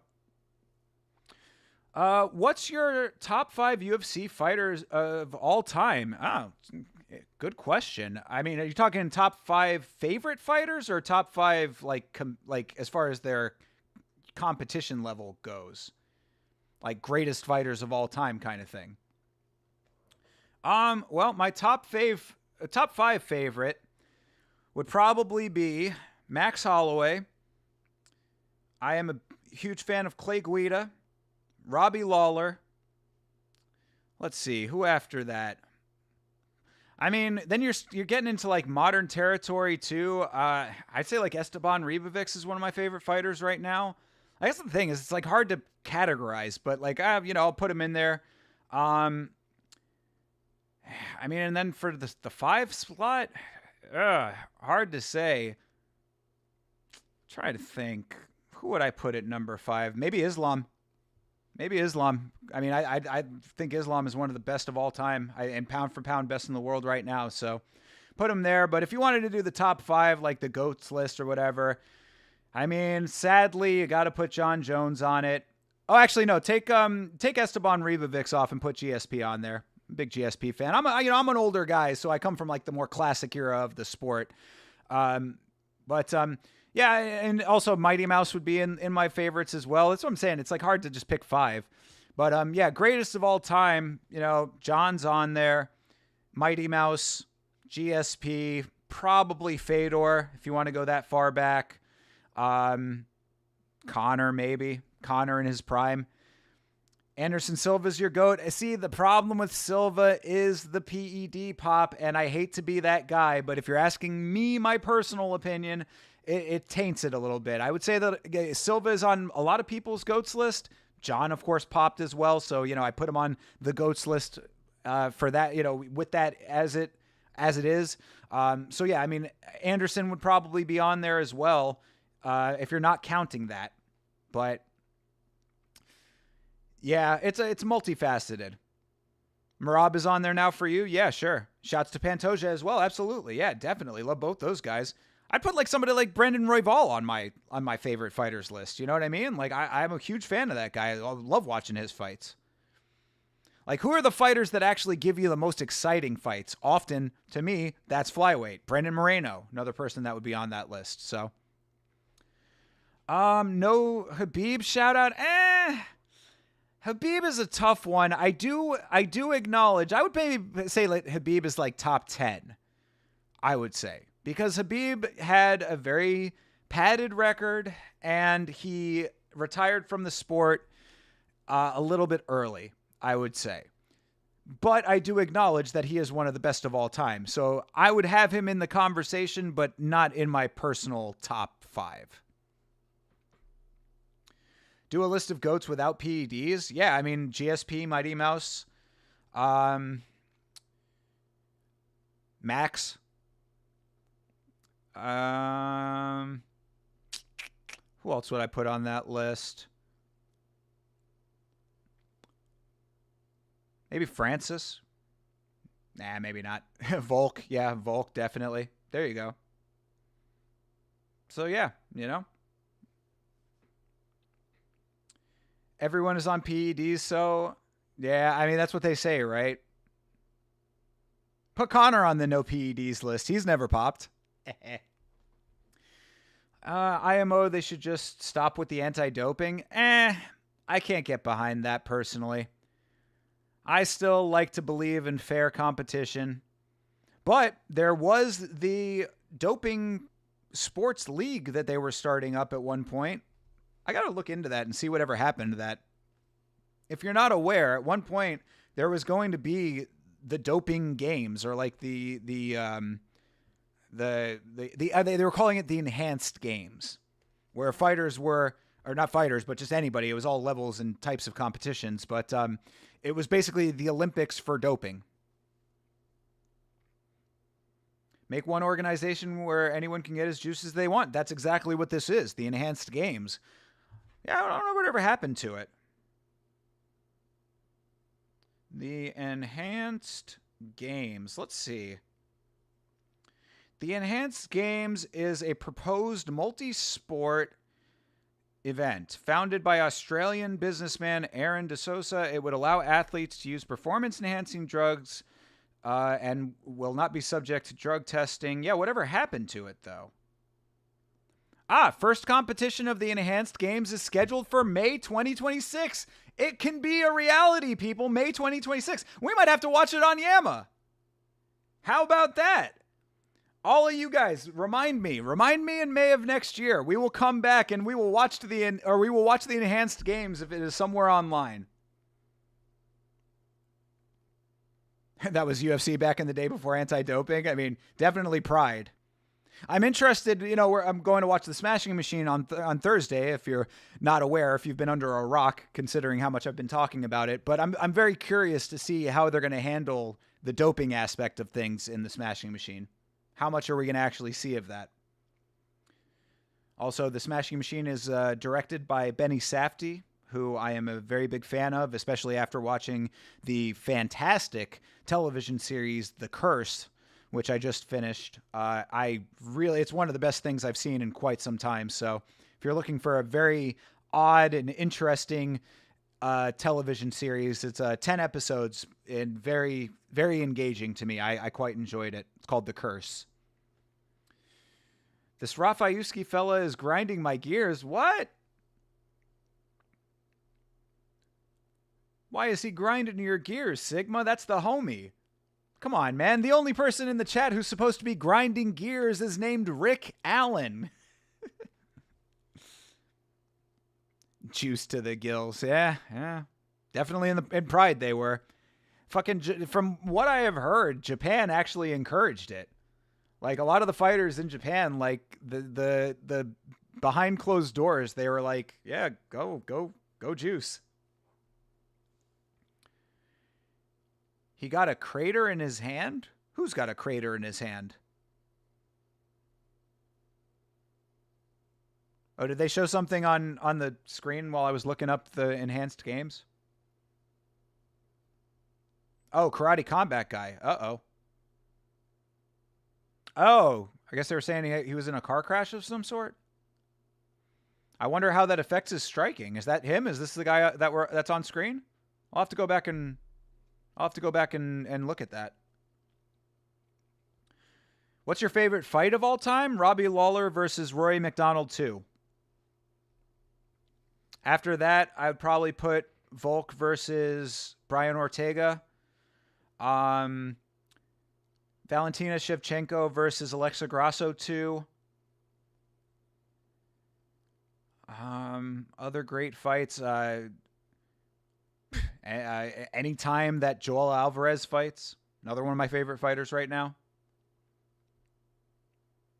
Cub Swanson knocking out Billy Quarantillo, I loved because I got to see it live and in person. Any Justin Gaethje fight, there you go. You missed the photo of his hand. It looked like he had a scoop taken out of it. Thank you, Sigma. Okay, I'll go back and look at that. Eliezer Kubanza. Eliezer Kubanza. Is he from the Democratic Republic of Congo? He is. Awesome. I know that flag. Yours is Gus versus Jones, the first one. That's a good one. That's definitely a good one. I mean, early John Jones, it's hard to beat that. I mean, him versus Lyoto Machida, it's one of the greatest finishes of all time. Controversial, though, yeah. Anything with John is controversial. Look at those quads, pause, no Diddy. Okay. I mean, physique-wise, look, man, call it like it is. This is why Musasa got so much glaze. All of these African fighters are jacked to the gills. They've got the genetics. It's just a reality. They've got the physique. But if you are a hardcore fan, which I know that you are, you know that physique don't mean shit. Physique does not equal power. You know how I know? Big country Roy Nelson. That's how I know.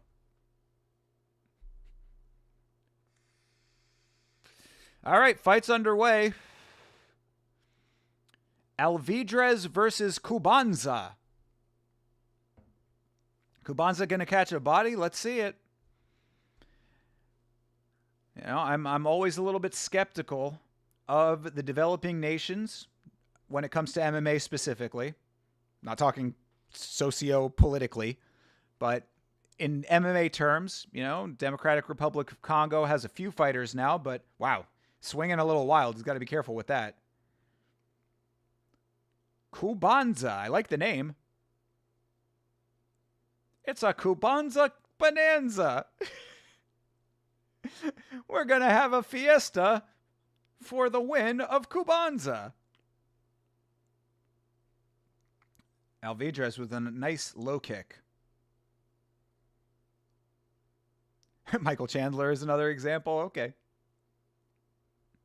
Yeah, it makes sense. Getting smoked by Patrick Pimblett after he ate 700 Big Macs.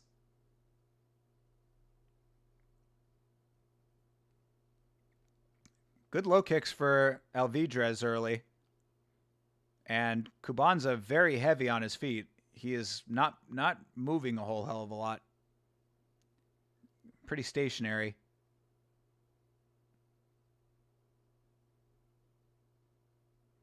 Yeah, Alvidrez is moving a lot. They're talking about that on commentary right now.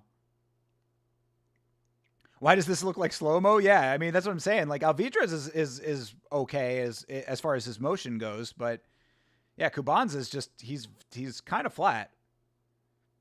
Which, you know, a lot of times the guys like that, they're waiting to bait you in and try to bang a power shot off, but like, oh, there you go. That's a good one. Left hand landed. But yeah, I mean, he's just trying to draw him in, but a lot of times, you know, you get styled on that way. And now, yeah, Alvidrez landed a couple of nice straights himself. They both seem slow to me. Alvidrez just bouncy. Yeah, perhaps. And they are fighting welterweight. I mean, slightly bigger.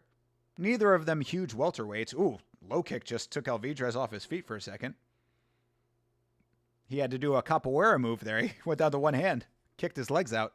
All right, Alvidrez backing him down, but now, almost takedown for Cubanza. Alvidrez using the cage to keep himself upright.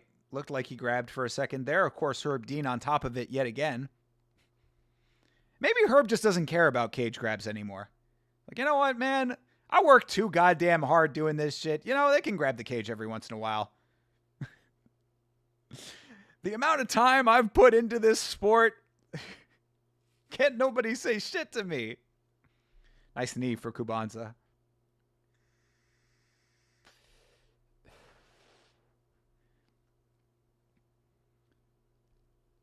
All right.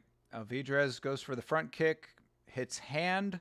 Another nice leg kick. If I was Alvidrez, I'd be spamming those leg kicks right now because Cubanza is not checking any of them. Uh-oh. Cubanza down. Alvidrez. Oh, elbow. Oh, down goes Cubanza. The bonanza might be over. Oh. Alvidrez, Cubanza trying to hang on, but elbows are raining. Oh, trying to transition to the choke. Brother, just keep pounding away. Don't go for the choke. Boom. Keep banging hammers. Bro, hammer dance, brother. Nice move there. Flips him onto his back. Crucifix. Oh, bingo. Come on, brother. You're in prime position. Start throwing. Bro, you got 45 seconds. Finish this fight. Alvidrez. There it is. Oh, my God. There, hammer, dude. Herb is right on top of it. Yeah, Cubanza's, he's still in it, but Alvidrez, it's just, I don't feel like he went hard enough there, man. Like, yeah, Cubanza, he's just taking shots. He's not answering right now, but like, oh, yeah, good, solid knee to the body on the ground. Herb calls it. That was a weird stoppage. Cubanza finally gets back and starts trying to wrestle, and then Herb calls it. That was strange. Fumbled the finish. Yeah, he eventually got the finish, but it was a weird time for Herb to decide to step in. Herb is that dude that should have retired 20 years ago, but just keeps working, doing whatever they want. Yeah, exactly. He just shows up. Everybody else clocks in. He just walks in. It's like, Herb, if you're going to work here, you got to still clock in. It's like, hey, whatever. You'll take care of it.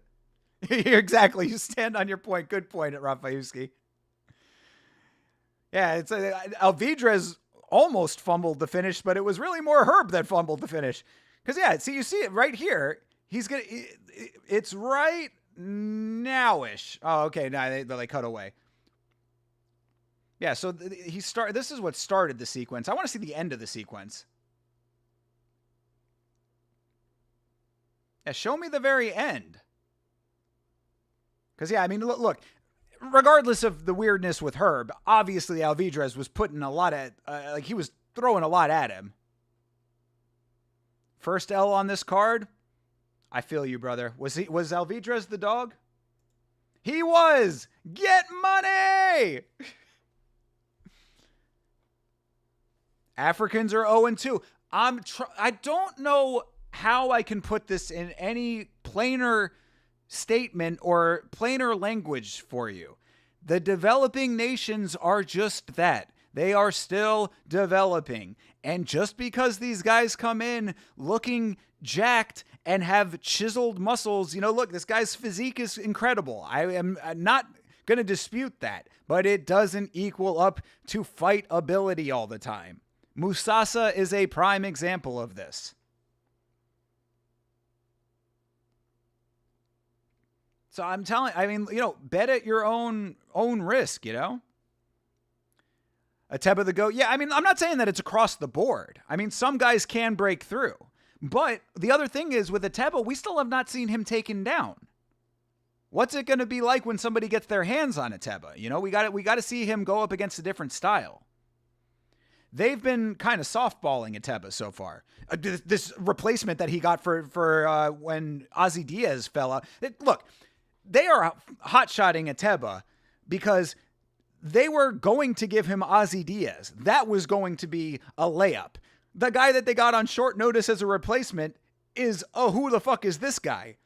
They are feeding Ateba exactly the type of competition that they want him to have. So Ateba is getting a little bit of preferential treatment right now. I want to see Ateba up against somebody who will actually bring a fight to him, first of all, and secondly, somebody who might try to take him down. Fluffy Hernandez is another great example. Has a shit build, but took Michel Pereira's soul in that fight. Damn right. Absolutely. Physique does not equal fight ability. Michel Pereira's built like a motherfucker. Yeah. I mean, that's why he has no cardio. Valentin wasn't easy, though. You know, I love Robert Valentin, but he's been underwhelming. And I would say that was probably about as good as you're going to see Robert Valentin, considering that he lost to Ateba and to Torres Finney. So if you can't beat the power striker and you can't beat the wrestler, what can you do? Which sucks, because I do like Robert Valentin. Didn't win on the Ultimate Fighter either, if you recall. Michelle needs what Merab is on. Yeah, a lot of fighters do. Nobody has a tank like that guy.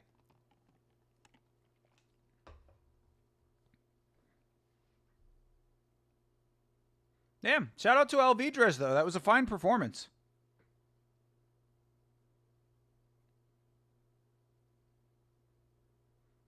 Don't keep hitting the microphone, brother. He keeps bumping the microphone for some reason while he's gesturing.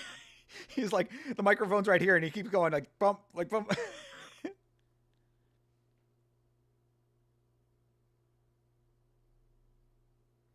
Two watch parties. He's got a watch party in Miami. I could have been at that party. Hey, Alvidrez, why did you not invite me to your party? I don't like this guy now. I'm kidding. Alvidrez, I'll be at the next one. I like how disciplined Merab is with his cardio, going on runs daily. That's commitment. Yeah, I mean, Merab he's the machine for a reason. Absolutely. And he is certainly making a case for being the greatest bantamweight of all time. I would say that after beating Corey, in my estimation, if Merab beats Corey and has the rematch with Petr Yan and beats Petr Yan, that seals the deal for me. That's all I'll need to call Merab the greatest bantamweight of all time. Black Rooster? Pardon? Shouting out his dog? His literal dog. Yeah, shout out to Alvidrez's dog.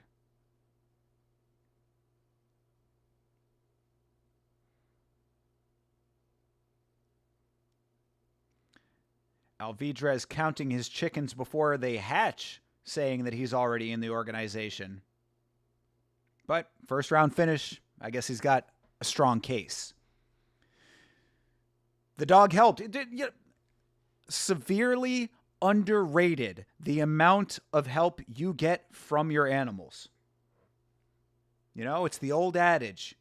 You know, they say that I rescued him, but in reality, he rescued me. That's how I feel about Yamakat. Where is Yamakat? Oh, he's chilling on the ground. Hey, buddy. Emotional support dog, exactly. Speaking of emotional support, though, I'm very interested to see this gentleman who they were saying had tried to self-delete. Vitor. Yeah, Vitor is in the featured fight of the evening. But they were, I mean, Bisping straight out the gate was saying that apparently Vitor had some struggles with mental health, which is, you know, an interesting story. Oh, yeah, Louis Jourdain. This is Charles Jourdain's brother.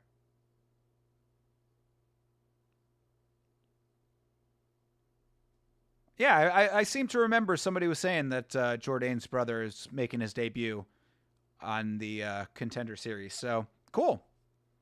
Air Jourdain's brother. The dude with the mental problems is a fighting nerd. Cool. Fighting nerds seem to have mental problems. I mean, look. I mean, to be perfectly honest about it, I think that if combat sports helps people with mental health problems, then more power to them. And if the fighting nerds are a team that considers that kind of thing, then all the respect in the world. You know? We're constantly in this day and age talking about how mental health needs to be a bigger priority for people. Certainly, considering the state of the world, I would say that that's absolutely true. And if combat sports are something that help people in that regard, then I think it's a wonderful thing. So shout out to the fighting nerds if that is the case.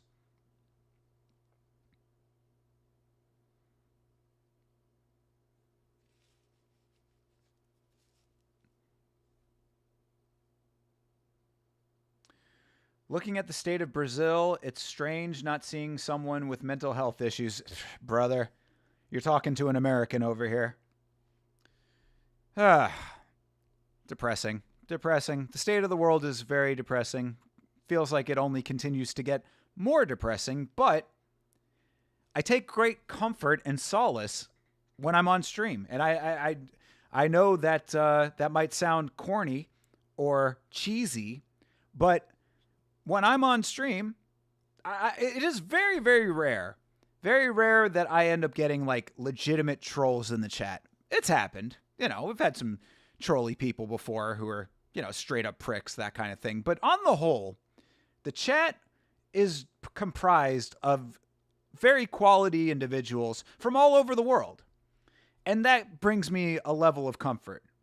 Because all you really hear about if you're paying attention to the news, which I try very hard not to pay attention to, combat sports news, that's what I pay attention to. But if you listen to the news, it's these crazy leaders of countries that are unhinged and very combative, and certainly not the type of people that I would want to associate with in my personal life.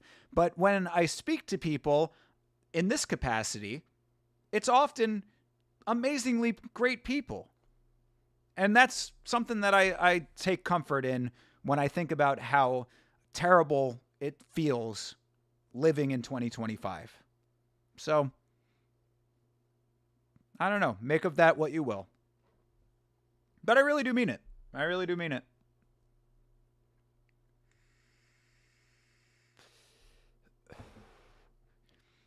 Thinking about it in the big picture, right now, Rafayuski is from Brazil. Sigma is from the United States.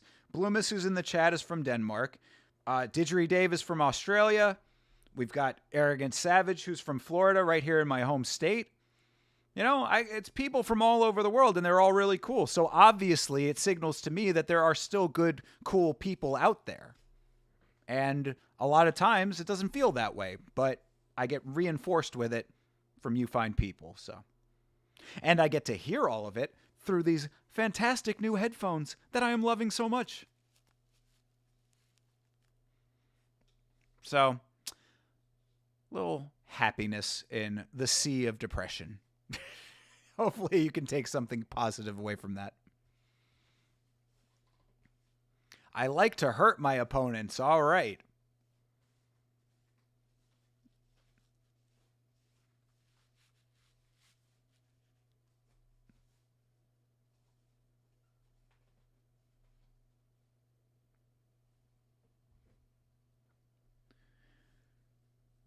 Louis Jourdain comes in with a boxing background.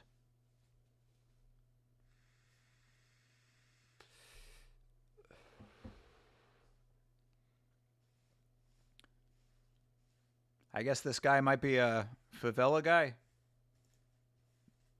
Magno. That's a cool name. Magno DS.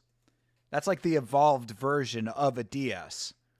It's like, baseline DS, and then he transforms into his final form, which is Magno DS. Yeah, it's a cool name. I like Magno. Is that a common name in Brazil? I've never heard that name before. Florianopolis, Santa Catarina, Brazil. That's a cool name. Why do Brazilian cities have like 3 names? They always put like the territory in there too. That's like saying I'm from, if like, let's just say I'm Miami, but that's like saying I'm from Miami, Florida, United States.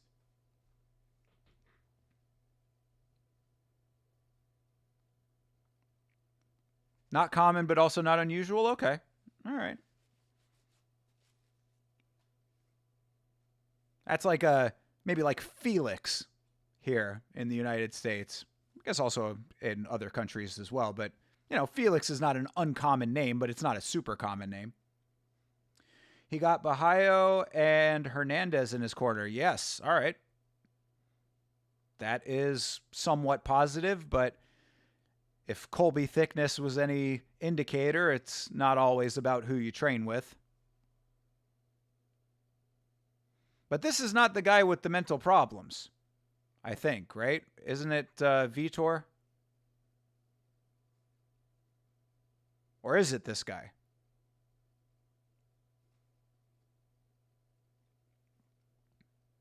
Yeah, it's the next one. Okay, gotcha.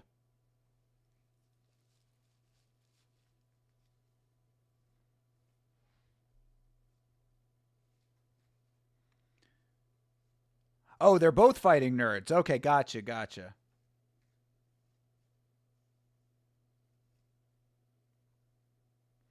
Louis Jourdain. Guess who's in his corner?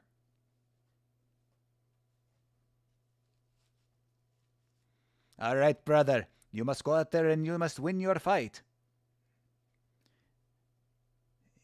Yes, mon ami. Go out there and win the fight. Get in the cage. Take him down to the ground.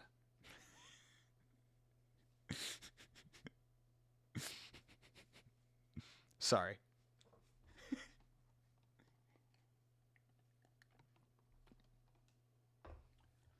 Jourdain is way taller than Magno. Okay. Let's see. Yeah, he is pretty tall. What are they fighting at?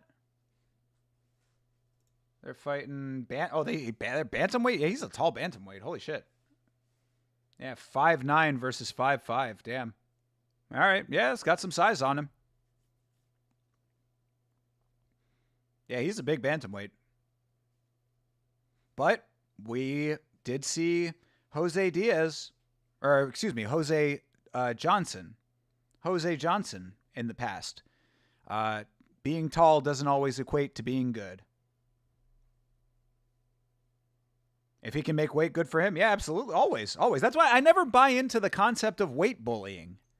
If you make the weight, you make the weight. I don't care if you rehydrate to a much, much higher weight. So fucking what? Wow. Low kick from Jourdain just took Diaz off his feet. Fight is underway if you couldn't tell. Magno!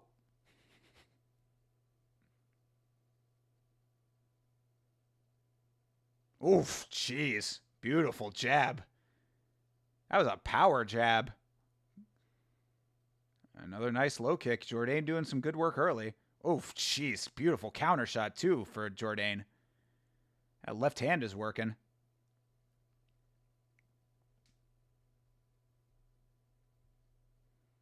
Yeah, Jourdain looking good with his striking, dude. He was saying he's a boxer, and I am believing.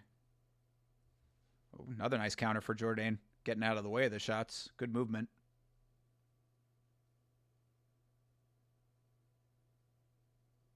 Oof. They both connected on that one, but another power shot for Jourdain. Yeah, reaching with the long kick. Didn't get it.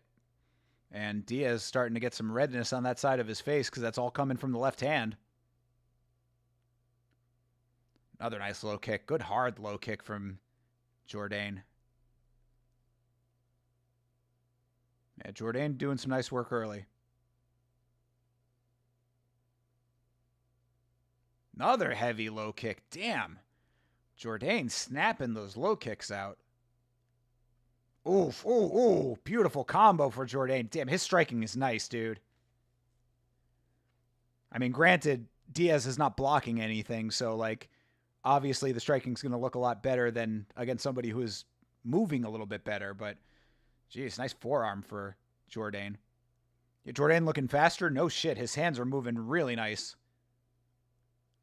Another nice low kick. He's mixing it up nicely, too.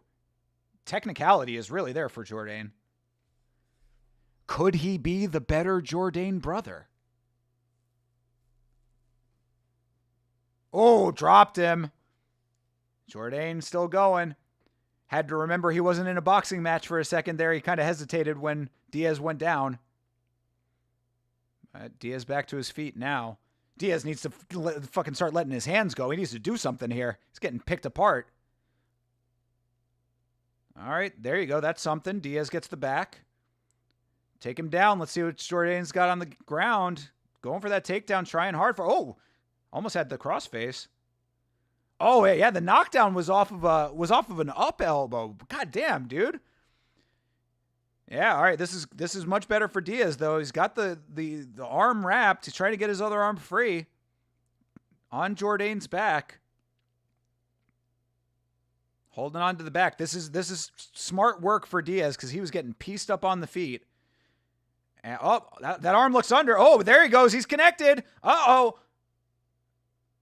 Oh, he lets it go himself. Why'd you do that?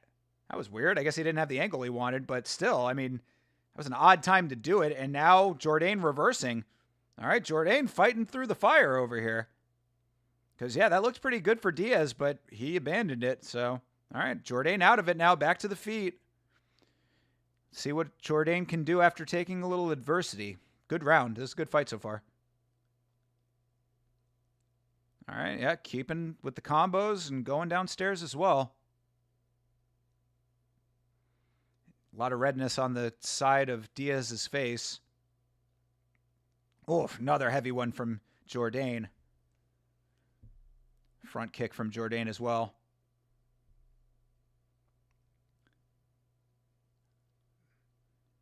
Yeah. Diaz starting to pick up on the striking just a little bit, getting himself out of range. That's what he wasn't doing earlier. He was staying right in range for the entirety of the striking, and Jourdain was just letting his hands go. I'd like to see Jourdain go for a high kick. He keeps going low with his kicks. He's been doing that a lot. Feint the jab, go for the high kick. He's having good success with the low kicks. He's probably priming for a high kick at some point.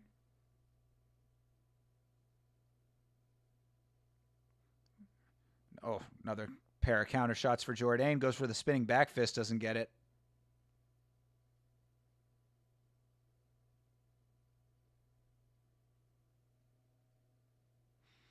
And there's the high kick. Didn't get all of it, but I like the attempt. That was a good round. Very good round. Good round for Jourdain. Good to see him able to fight through some adversity, too, because Diaz, really, I mean, I don't know why he let go of that rear naked that he was working in there. Or it looked like maybe a short choke, but either way, he was doing pretty nice work there on the ground, and I guess he just didn't feel like he had it, but it seemed like a poor decision in the moment.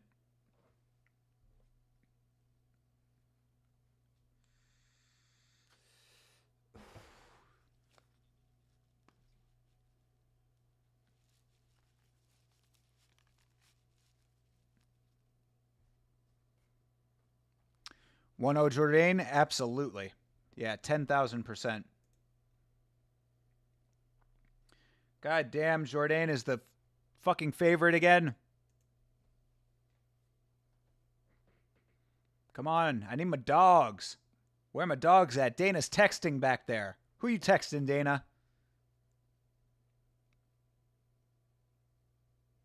Yeah, these guys were going to start the fight themselves. All right, now the fight has started. All right. Jourdain comes out with a kick. Goes for another high kick. See, I don't know why he's doing it now, bro. Like, you need to set it up. He had been setting it up the entire first round, and then now he's just throwing it with no setup.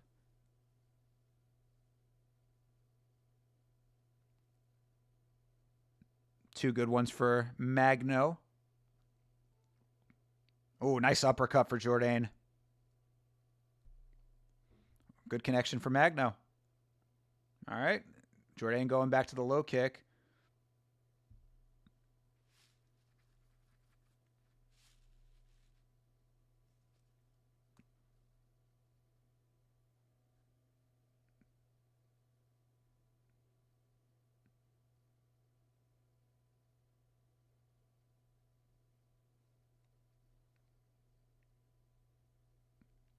All right, Magno clinches him up here, trying to get him back to the ground where he had his best success. Nice elbow for Diaz. He's really got to try to get this thing back to the ground, though. I don't think he's going to win this fight on the feet.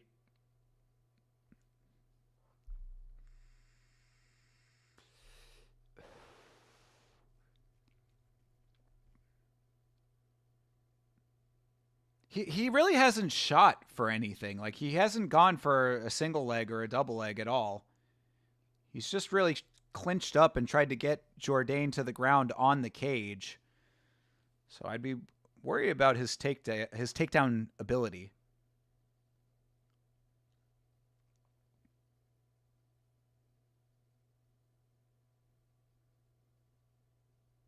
There you go. That's a good left hand for Diaz. Jourdain looks like he's slowed down a little bit. Oh, another leg kick, and Diaz goes down off of it. Oh, jump knee. Let's go. Oh, Jourdain unloading now. Diaz trying to get himself back into it. But yeah, I mean, that was a nice little sequence there for Jourdain. He's creative. He certainly is creative.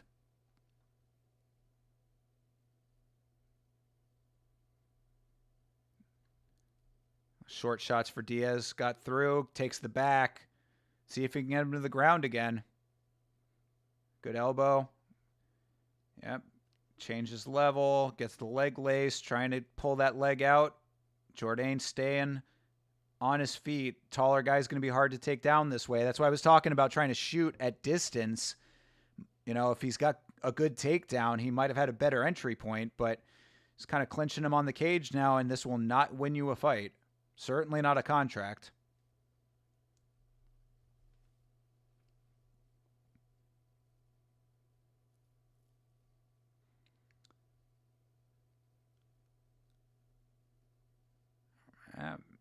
I mean, Diaz working for it. High on the back now. Transitions to the back. He's a little high, though. And yeah, and Jourdain reverses. That's exactly what can happen. So good job for Jourdain. Very good awareness to recognize the positioning and be able to get into a dominant position, which he does.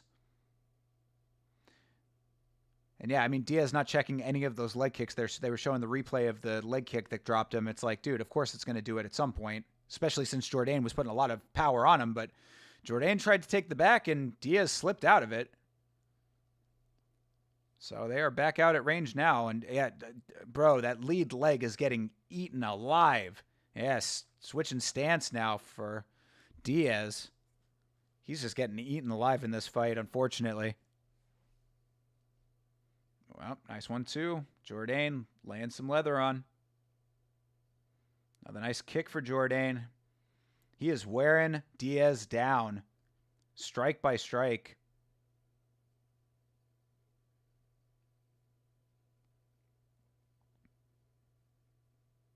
Eye poke, okay. All right, everybody says okay. We just continue fighting. Look at those strike numbers. God damn, Jourdain far and wide away with it. Oof. Beautiful mix-up of the shots there. Goes to the body, goes to the head.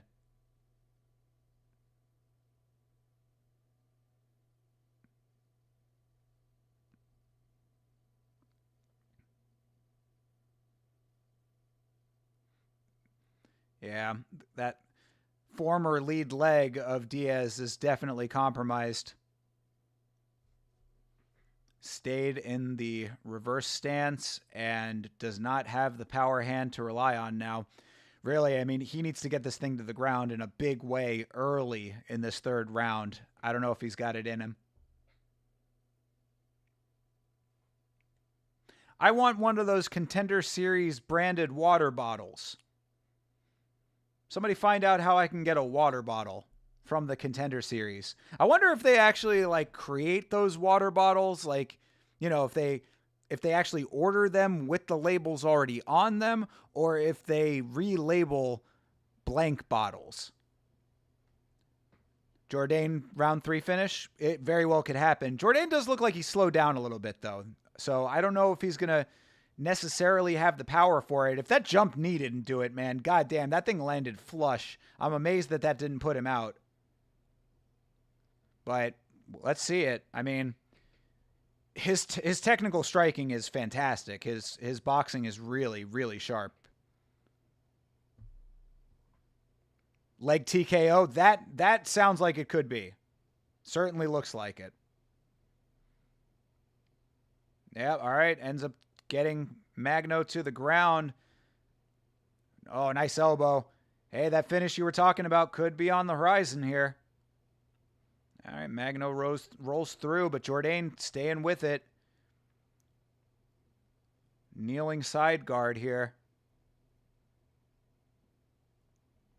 Nice knee to the body. Oh, rear naked. Oh, you must tap, brother. There's your finish. There it is.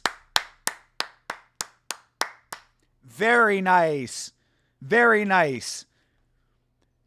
That was a well-rounded performance all across the board. That's exactly what you want to see out of the Contender Series. The newer Jourdain definitely putting on a show. That's fantastic. Congratulations to what's his first name? Louis Jourdain. Really impressive. That's what Vagabov should have done. Rafayuski, you're spitting facts over here.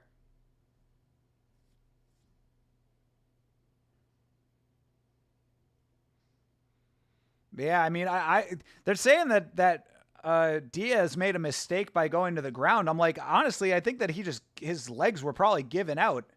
That lead leg had been eaten up.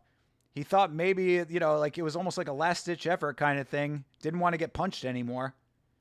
And he sunk that rear naked in real nice and quick. Again, good awareness. It seems like Louis Jourdain has good fight IQ, which makes sense because Charles has good fight IQ as well. He just has a really weak chin.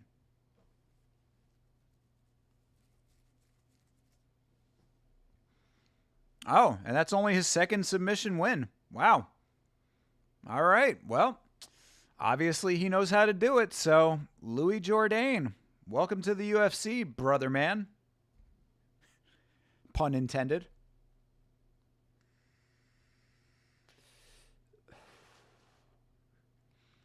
He's got the Alpha and the Omega on his arms. It's kind of neat.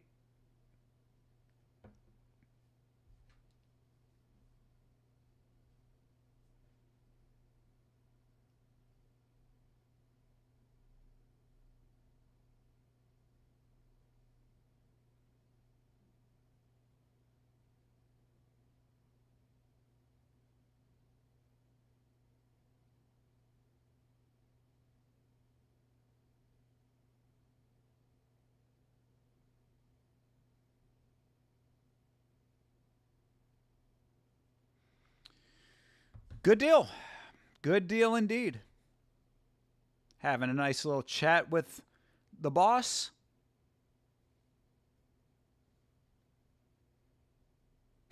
Dana shakes his fist. Put his fist out. Dana shook it.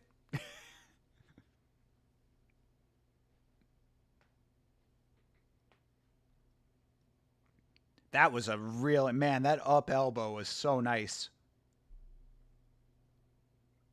Talk about awareness. I'm telling you, really, I think the most impressive thing to me out of Louis Jourdain is his fight IQ. This guy he's very polished for a guy on the Contender Series. What's his pro record? 8-3. So I guess 9-3 now. Yeah, I mean, certainly showing that that fight experience is there. So yeah, 9-3. I mean, obviously he's been around the block. No, he was 8-3 coming into this fight, so he's 9-3 now.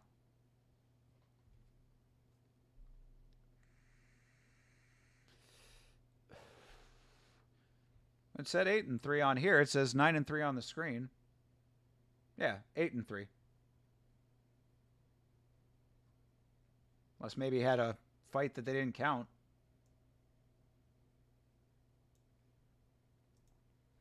Well, whatever the case may be, the point remains. I mean, obviously his experience is definitely there. And his fight IQ for a guy on the Contender Series seemed very high. So, training with Big Brother over there makes sense. Hopefully his chin is better. Why are you here, Charlie? Get out of here. This is not your time. Why is he taking mic time away from his little brother? That's such a Big Brother thing to do. He's pulling a Logan Paul right now.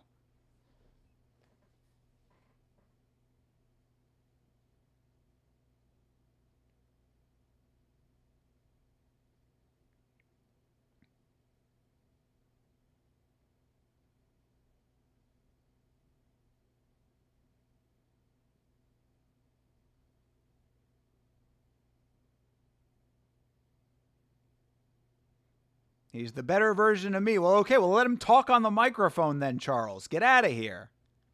He's taking microphone time away from his brother right now. Oh, look at all those terrible French people in Montreal. I'm kidding. That's a joke. That's a joke. They were in Quebec. Another Quebecois.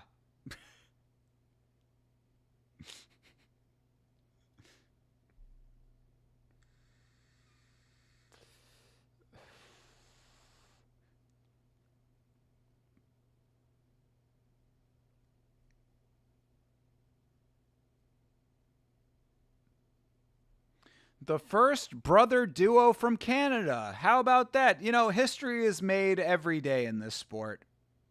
We saw the first camel clutch of all time successfully pulled off last weekend. How about that?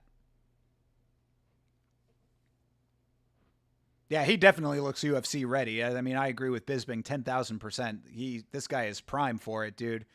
I'd eat my hat if he does not get a contract tonight.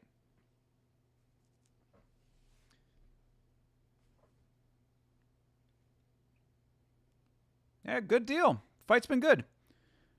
Oh, hey, look at that guy. Alex Pereira. Heard he's got a fight coming up. Just hanging out at the Contender Series. I think I saw Jamal Hill back there, too. I think Jamal Hill just hangs out at the Performance Institute. He's just around. All right. Costa versus Pinas.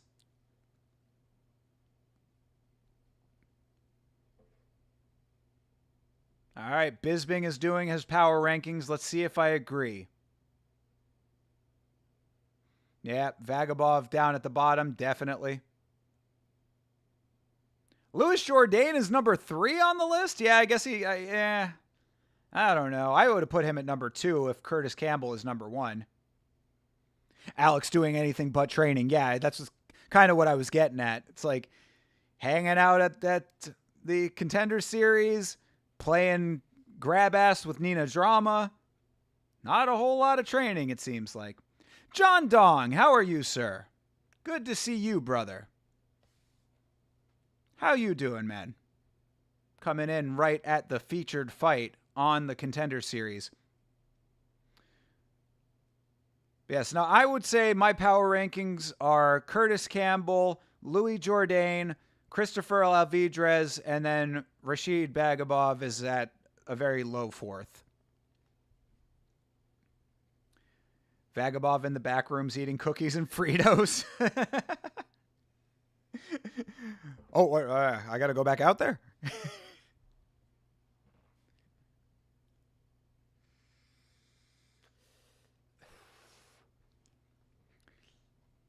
Yeah, Vitor Costa, a man with demons, apparently.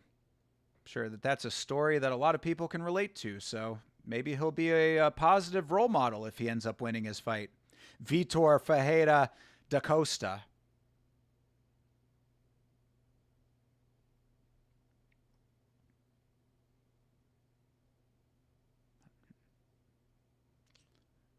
Yeah, turning his life around on a more positive path now. Hopefully he gets the win for that reason alone, I guess. His father was a crack addict. Jesus.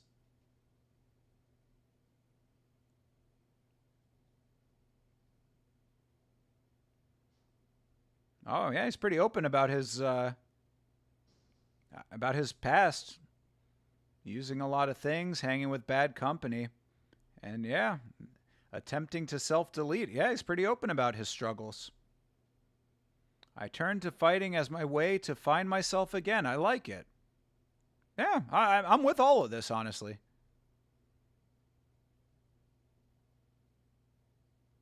Getting knocked out in his first fight sparked something within him. He fell in love with the sport after getting knocked out. Okay. 8-1. Fine record. Well, I'm rooting for you, Mr. Costa.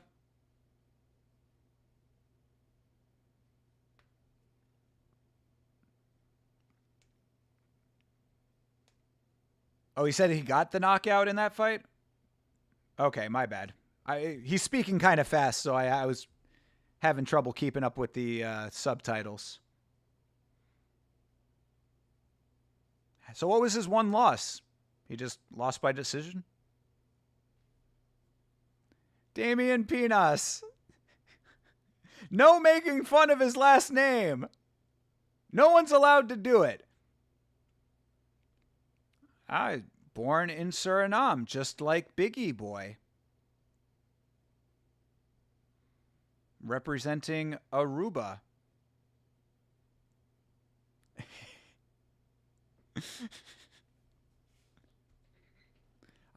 I always love when they're speaking English and they still have to put subtitles on. I can understand him just fine. They do that on The Ultimate Fighter a lot too. When it's somebody who's speaking English with an accent, they'll put the subtitles on, and I'm always like, bro, like, he's speaking English right now.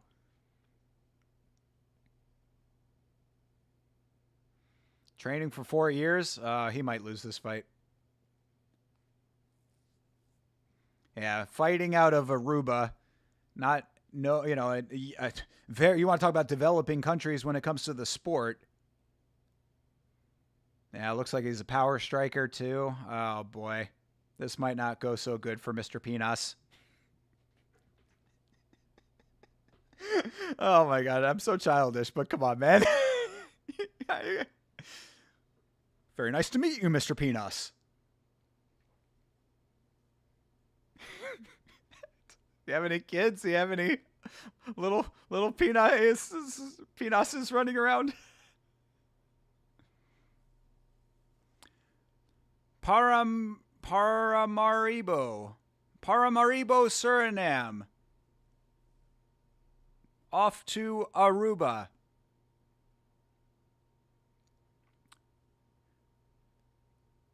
How do you think Islam and Khabib would do against Prime Usman at welterweight? I think it would be extremely competitive, and I think that Islam might have a striking advantage in that regard. He's often very large, both of them. I mean, if they were fighting welterweight, they'd probably be more natural. Yeah, I think that Usman might be able to beat Khabib, but maybe not Islam. That's what my gut would tell me. I think that Islam is just one of the most well-rounded fighters of all time. And I do think that he is the best fighter pound for pound in the world currently. So that all being said, I think that it would be a very competitive grappling affair, and that probably both of them would maybe abandon the grappling. You know, shy away from the wrestling because they know the other one's dangerous. So if it's a striker's affair, then I think that Islam can get the job done on the feet. Khabib, not so much. Khabib's striking was never his strong suit. All right, here is Vitor Costa. Yeah, he is a mental health awareness advocate.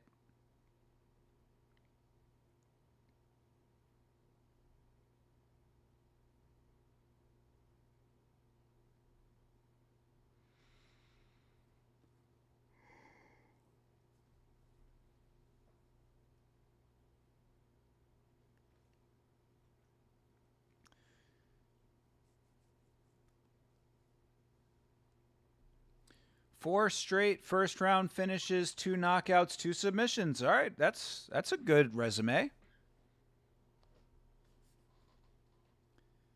Let's see if Pinas has the panache.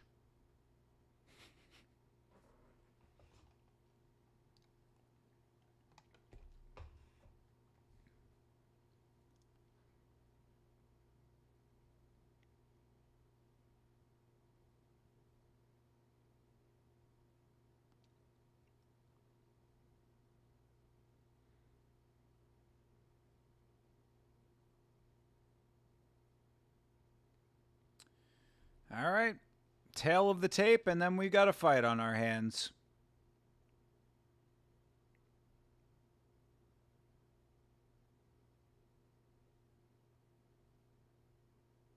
Pinas. Come on, Damien. Herb Dean. Triple duty tonight. You want Pinas? Who doesn't? Who doesn't? All right. Wow. Costa with a lot of hand movement to start this fight. Yeah, erratic movement is definitely one way to put it, Michael Bisping. Yeah, good lord. This guy is hand jiving all over the place. Oh, there you go. Pinas coming through with some heavy strikes, not letting all that hand movement fluster him. Yeah, Pinas being calm and composed as Costa does a whole lot of erratic shit. Pinas also being very stationary right now, so he's looking to plant his feet and drop some bombs, it seems. That was a good 1-2 for Costa.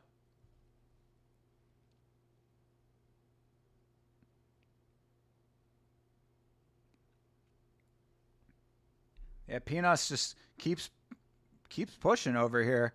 Not backing down, I appreciate that. But he is very flat, a lot like Buddy who got finished in the last fight. Kubanza.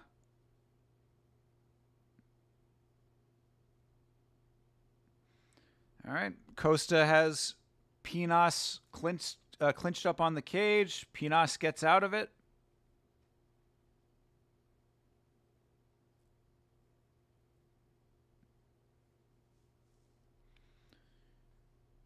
Ooh, there you go. 2 good ones for Costa. High guard for Pinas. Oh, walk-off KO. He didn't even need the follow-up. Let's go, Pinas! You wanted Pinas, and you're getting Pinas. Everybody's getting Pinas tonight. You get Pinas. You get Pinas. You get Pinas. Yo, yeah, Toretto.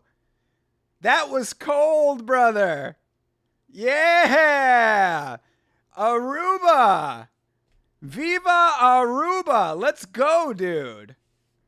Yeah, W. Pinas is right. And congratulations to him, because the way that Costa was doing that, all of that jivey shit, it was like, it was kind of nice to see him just cut through all of that. That's kind of like in a movie when you see the one guy and he's doing like all of this like big lead up stuff and he's like cracking his knuckles and he's like, yeah, you know, all right, we're really going to fight now. And then he just walks up and decks him and knocks him out. Like, that's kind of what that was. Because, yeah, Costa's coming in here. Oh, you know, he's doing all this like fucking horse shit. To be perfectly honest, he's just kind of acting very strange. And Pinas was just like, all right, dude, whatever, you can do whatever the hell you want. I'm just going to punch you in the face. And that's exactly what he did. Good shit, man. Yo, Pinas! Let's go. I just like that I'm going to be able to say that from now on. You know, if there's a fight coming up and it needs a competitor, I want me some peanuts. I will not accept anything but peanuts.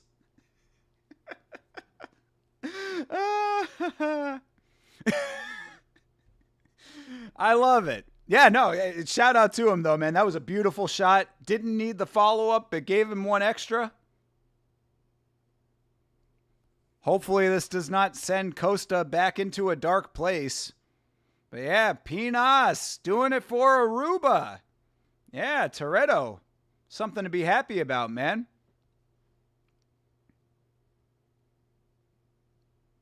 Oh, he went from Aruba to Brazil. All right, he enhanced his training. Good shit. Yeah, Pinas definitely getting a contract. Come on. All right, so contracts going to everybody but Vagabond. Right? Hopefully. We'll see. There's something that tells me they might give Vagabov the contract. Possibly. You can't handle the power of the Pinas. Come on. Who can? Boom. Yeah, dude. Bang, bang. Sets it up with the left. Finishes the sequence with the right. One more for good measure. Pinas hit like truck, brother. Yes, indeed. What do you know about that Pinas power?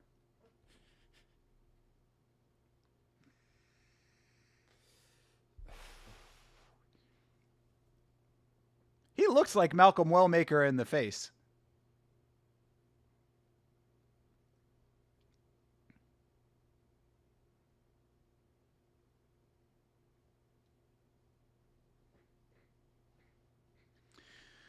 What has a higher chance of happening? Sandhagen beating Marab or Gon beating Aspinall? Ooh, good question. Probably Gon beating Aspinall, I would say. Marab is just too good. Marab's too good. I would be very, very shocked if Sandhagen pulls something out to be able to beat Marab. It would be very shocking to me. So that being said, I think that Gon probably has a better chance, but I also think that that chance is rather low. I know that you're thinking otherwise, but got to be honest about it. That's how I see it. I mean, you know, Cyril Gahn is going to go into that fight after getting his gifted win over Volkov. He's going to probably get either put out or beaten up for 5 rounds, and then he's going to skip off to play FIFA and go star in another movie. They got to make KO Part 2. Everybody's clamoring for the next installment of KO. And if they do that, guaranteed myself and Chase Parton will be reviewing it, so keep that in mind.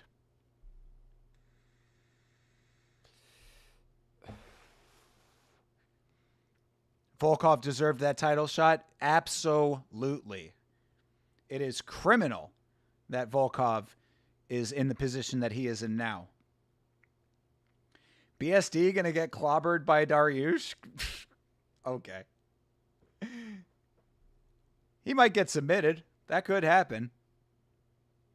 I was so mad they robbed that fight. Gon knew that he lost. Yeah, I've said it a million times. Yeah, Gon was sitting there like, what? Okay, I guess I'll take it. Oh, there you go. Pinas speaking Portuguese. You got a Portuguese Pinas. You know, it's really impressive when you see Portuguese coming out of your Pinas.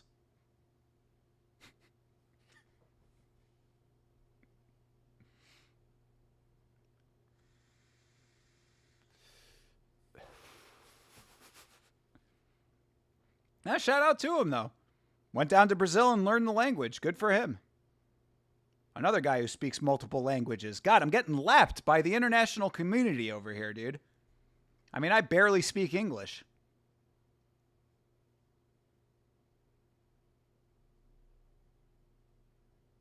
Abandoned by his mother? Damn, that's some shit.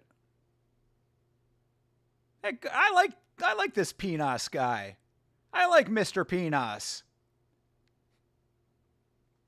He's making a fan out of me. It's exactly what my good friend Chase Parton was saying about the Contender series. It's not only what you do in the cage, it's also what you do on the microphone.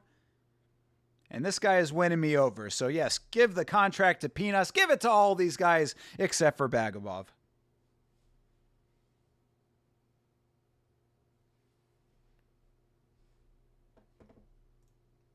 Oh, God damn it. And Pinas was the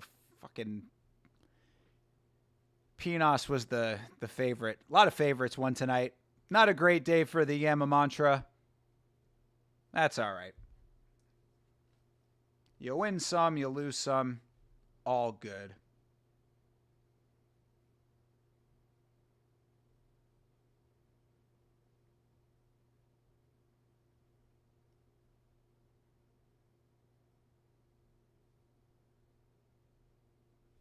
Good deal. All right, let's find out about these contracts. I'm excited.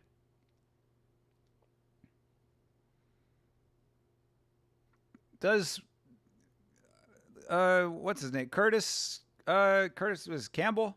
Curtis Campbell. He's got like a kneeling samurai with hand wraps on. I guess it's like a samurai / MMA fighter tattooed on his abdomen.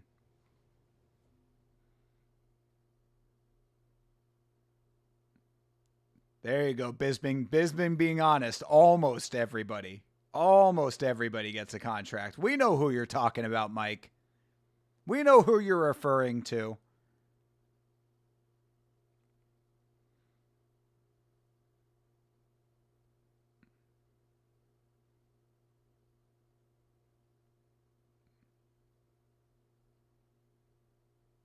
Yeah, Campbell definitely getting a contract.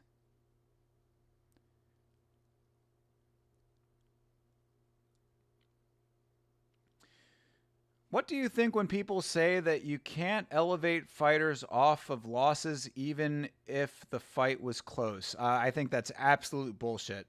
Absolutely false. I think that's a very casual take personally.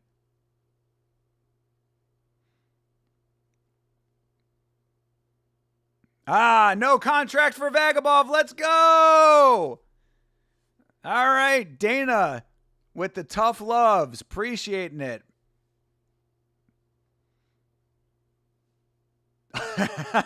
Damn.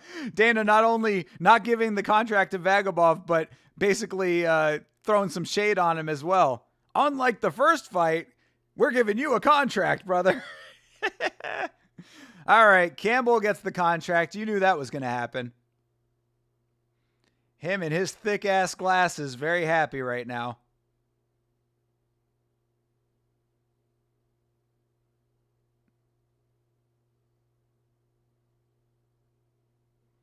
Alvidrez is next up here.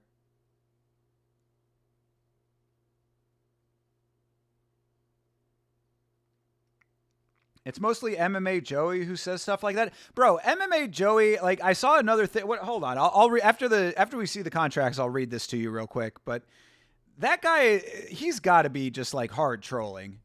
If not, he has some of the worst takes that I've ever heard. But Alvidrez gets a contract as well, by the way.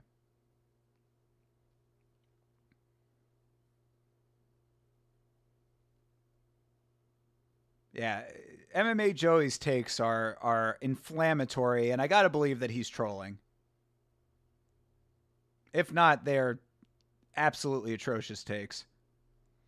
All right, Jourdain gets a contract too.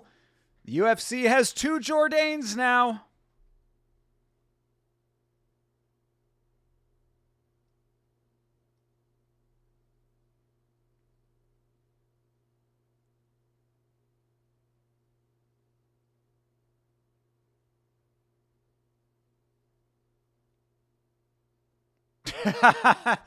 He said he would have gotten $50K for the bonus for that knockout. And Dana's like, yeah, if it was the UFC, you would have gotten $50K. But now I'm going to give you a piece of paper. You're getting a contract. Oh, Dana won't budge on any of that money. Uncle Scrooge over here. That's fine. Whatever. He gets the contract. Everybody who he wanted to get contracts got contracts. This has been another great night of the Contender Series. I'm very happy about this. Yes, first Arubian fighter. Shout out to Aruba. Yeah, okay. Hold on, John. Let me bring this up real quick. I'll read you this absolutely atrocious take by MMA Joey. Where is it? Hold on. It's in the Discord. Where was it? Oh, I might have posted it in the other one. Hold on. Where was it? Where? I posted here. Yeah, I think it's in this one. Yeah, give me a second. Oh, maybe not. Goddamn, where the fuck? I know I posted it.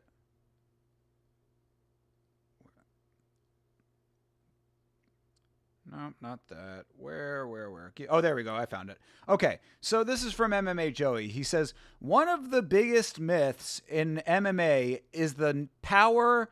One of the biggest myths in MMA is Alex Pereira's knockout power. He has power, but not insane one-point KO power. Who has he flatlined in the UFC? Sean Strickland, and that's the only guy he truly put out cold, and he's a beta male. This is MMA Joey saying this.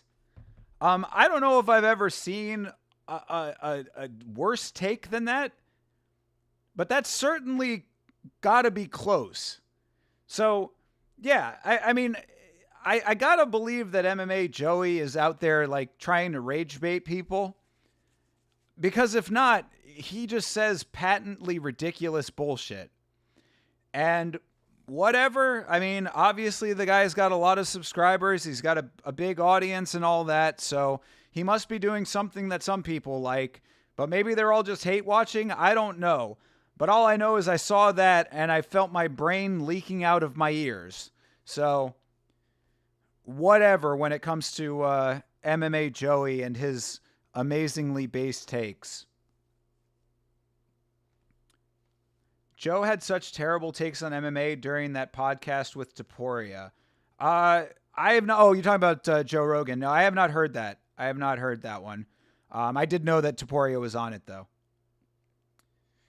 He does rage bait a lot with his tweets, but I'm sure he believes in a lot of the stuff he says. I mean, it very well could be. And if that's the case, then, bro, you're way far gone. He is lost in a sauce that I want no part of. Bro, I cannot get over how large Curtis Campbell's eyes are because of these glasses. His eyes are massive. It's ridiculous. Reyes was talking an awful lot about Jesus, God, and faith before getting brutally KO'd by Oberg. Do you think Reyes believes God planned for him to get brutally slept again? I mean, he did say after the fight, he was like, congratulations to Carlos. I wasn't the better man, and God is great always. And it is one of those things that kind of gives you pause. Like, I mean, God is great always? Is he great always if that's what happened? I don't know. Because if you say anything positive about Chandler, Colby, Strickland, Holland, Pereira, or Cejudo in his chat, he will crash out. Yeah, dude. He's a character. That guy's got to be a character.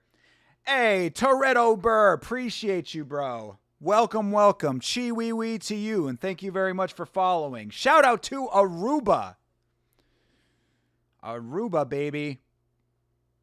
I have to come over and visit you sometime. I hear it's a beautiful country. I certainly know the cruise ships go there a whole hell of a lot. Need to go 11 p.m. here already. Have a great night, everybody. Rafayuski, thank you very much for chilling, bro. Appreciate you, my man. Shout out to Brazil. Congratulations to the Brazilian fighters who won tonight. Much love to you and your girlfriend out there. Hope to see you in the chat again soon. Been very much enjoying your company, especially on the Contender series. Reyes might be even more brainwashed for God than Dariush, do you think, or are they even? I mean, I think all of those fighters that are like heavily religious are in varying degrees of on that same religious spectrum. So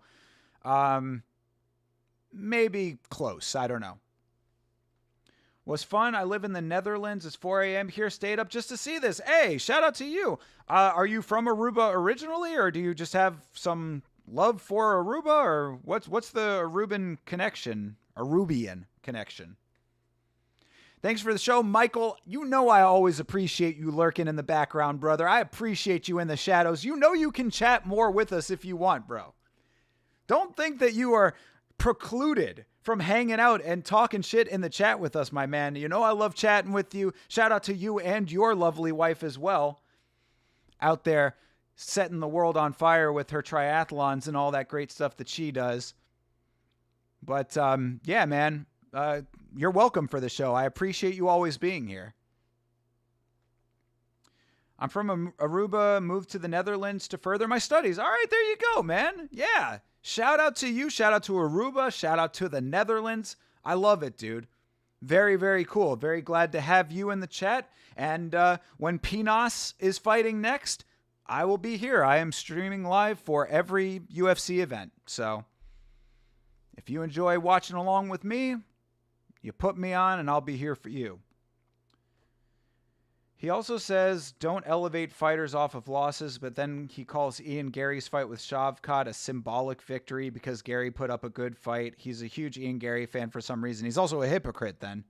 I mean, you know, whatever, dude. Like, I don't know, man. I mean, like, what am I supposed to say, right? Like, it's like, I'm not going to, like, dog on the guy. I just think that he's got really dumb shit to say. But again, if people like what he's doing, then he's doing something right. Obviously, he's a hard worker if he's been around for as long as he has.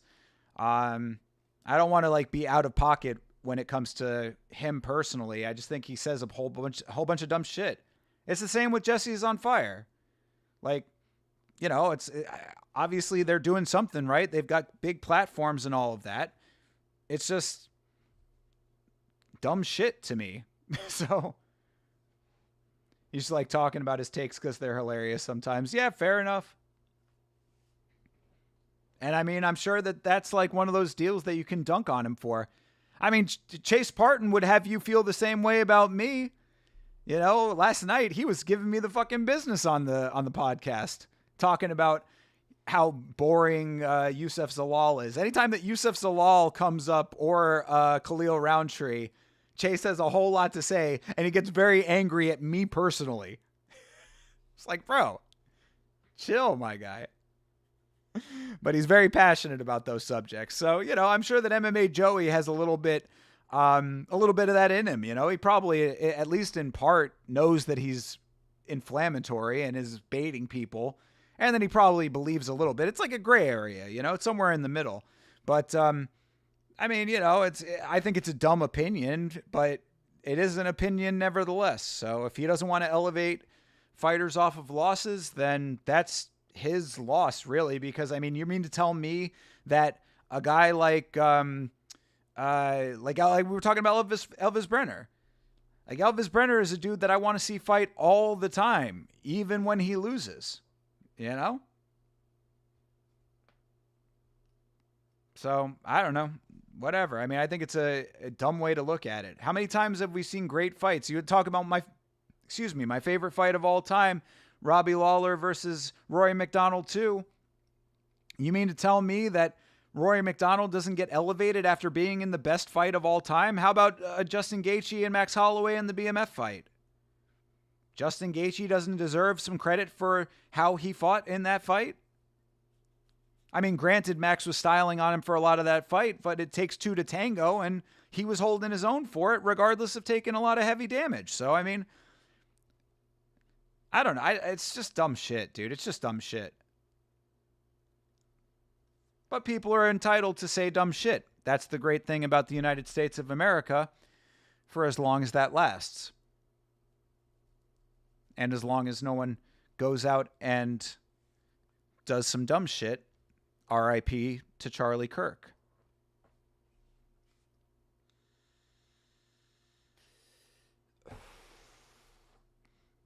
All right. Well, that is the Contender series for the evening, ladies and gentlemen. This has been a fun one. Everybody who I wanted to get contracts got contracts, so happy about that. Speaking of Gaethje and Max, I don't agree when people talk crap about the BMF belt. That certainly was the fight that turned my opinion around about it. Those guys deserve recognition for the damage they take. Absolutely. Yeah. No, I agree. I agree completely. I mean, we need to continue seeing that level of competition when it comes to the BMF belt, but the BMF belt, I think, does have a place now. I was one of those people that was skeptical of it for a very long time. You know, especially when it was announced. I mean, I thought it was just going to be a one-off for Nate Diaz and Jorge Masvidal, and it stayed around, and I was like, why? Why are they doing this? You know? But after seeing that fight, I was like, okay, you know, there is a place for the people's champ, which is basically what I think that belt is. Who is going to go out there and fight, you know, like a maniac, basically? Go out there and put balls to the wall, fight through the adversity, that kind of stuff. I've come around. I've evolved my thinking about it. I see a lot of people calling it corny or a WWE belt. Well, they're not wrong in that, though. I do agree with that. It is a WWE belt.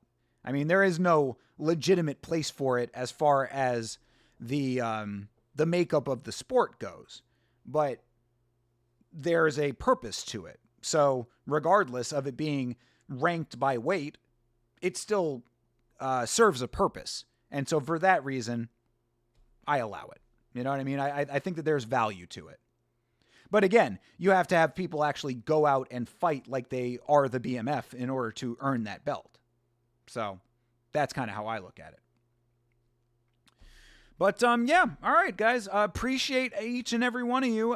You know, thanks very much for hanging out with me. Again, guys, thank you so much to everyone who donated to this stream, donated to Yama. These headphones are in your honor. I appreciate this very much. They are still a little restrictive, I will say, because that was one of the big selling points was how comfortable they are. I will say I think I need to stretch them out a little bit, but not bad. Not bad. Certainly a fine viewing experience with these headphones. They're definitely lighter on my head and on my ears than the other ones. So I appreciate that aspect of them. And they would not be possible without your generous donations. So thank you very much for that. Thursday, I will be seeing The Smashing Machine, as I've said a million times. So, I'll put like a short out or something from the movie theater, maybe, I don't know, some little small thing. But, so that's on Thursday. Friday afternoon, mark your calendars. If you are around during the daytime on Friday afternoon, we will be doing the live spoiler-free review of The Smashing Machine, myself and Chase Parton. So on Friday, we will do that.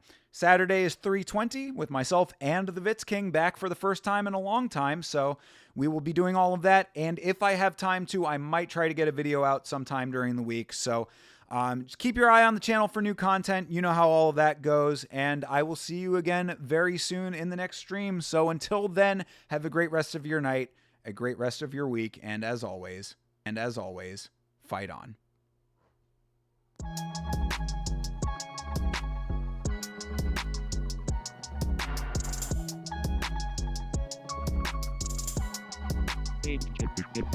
Change.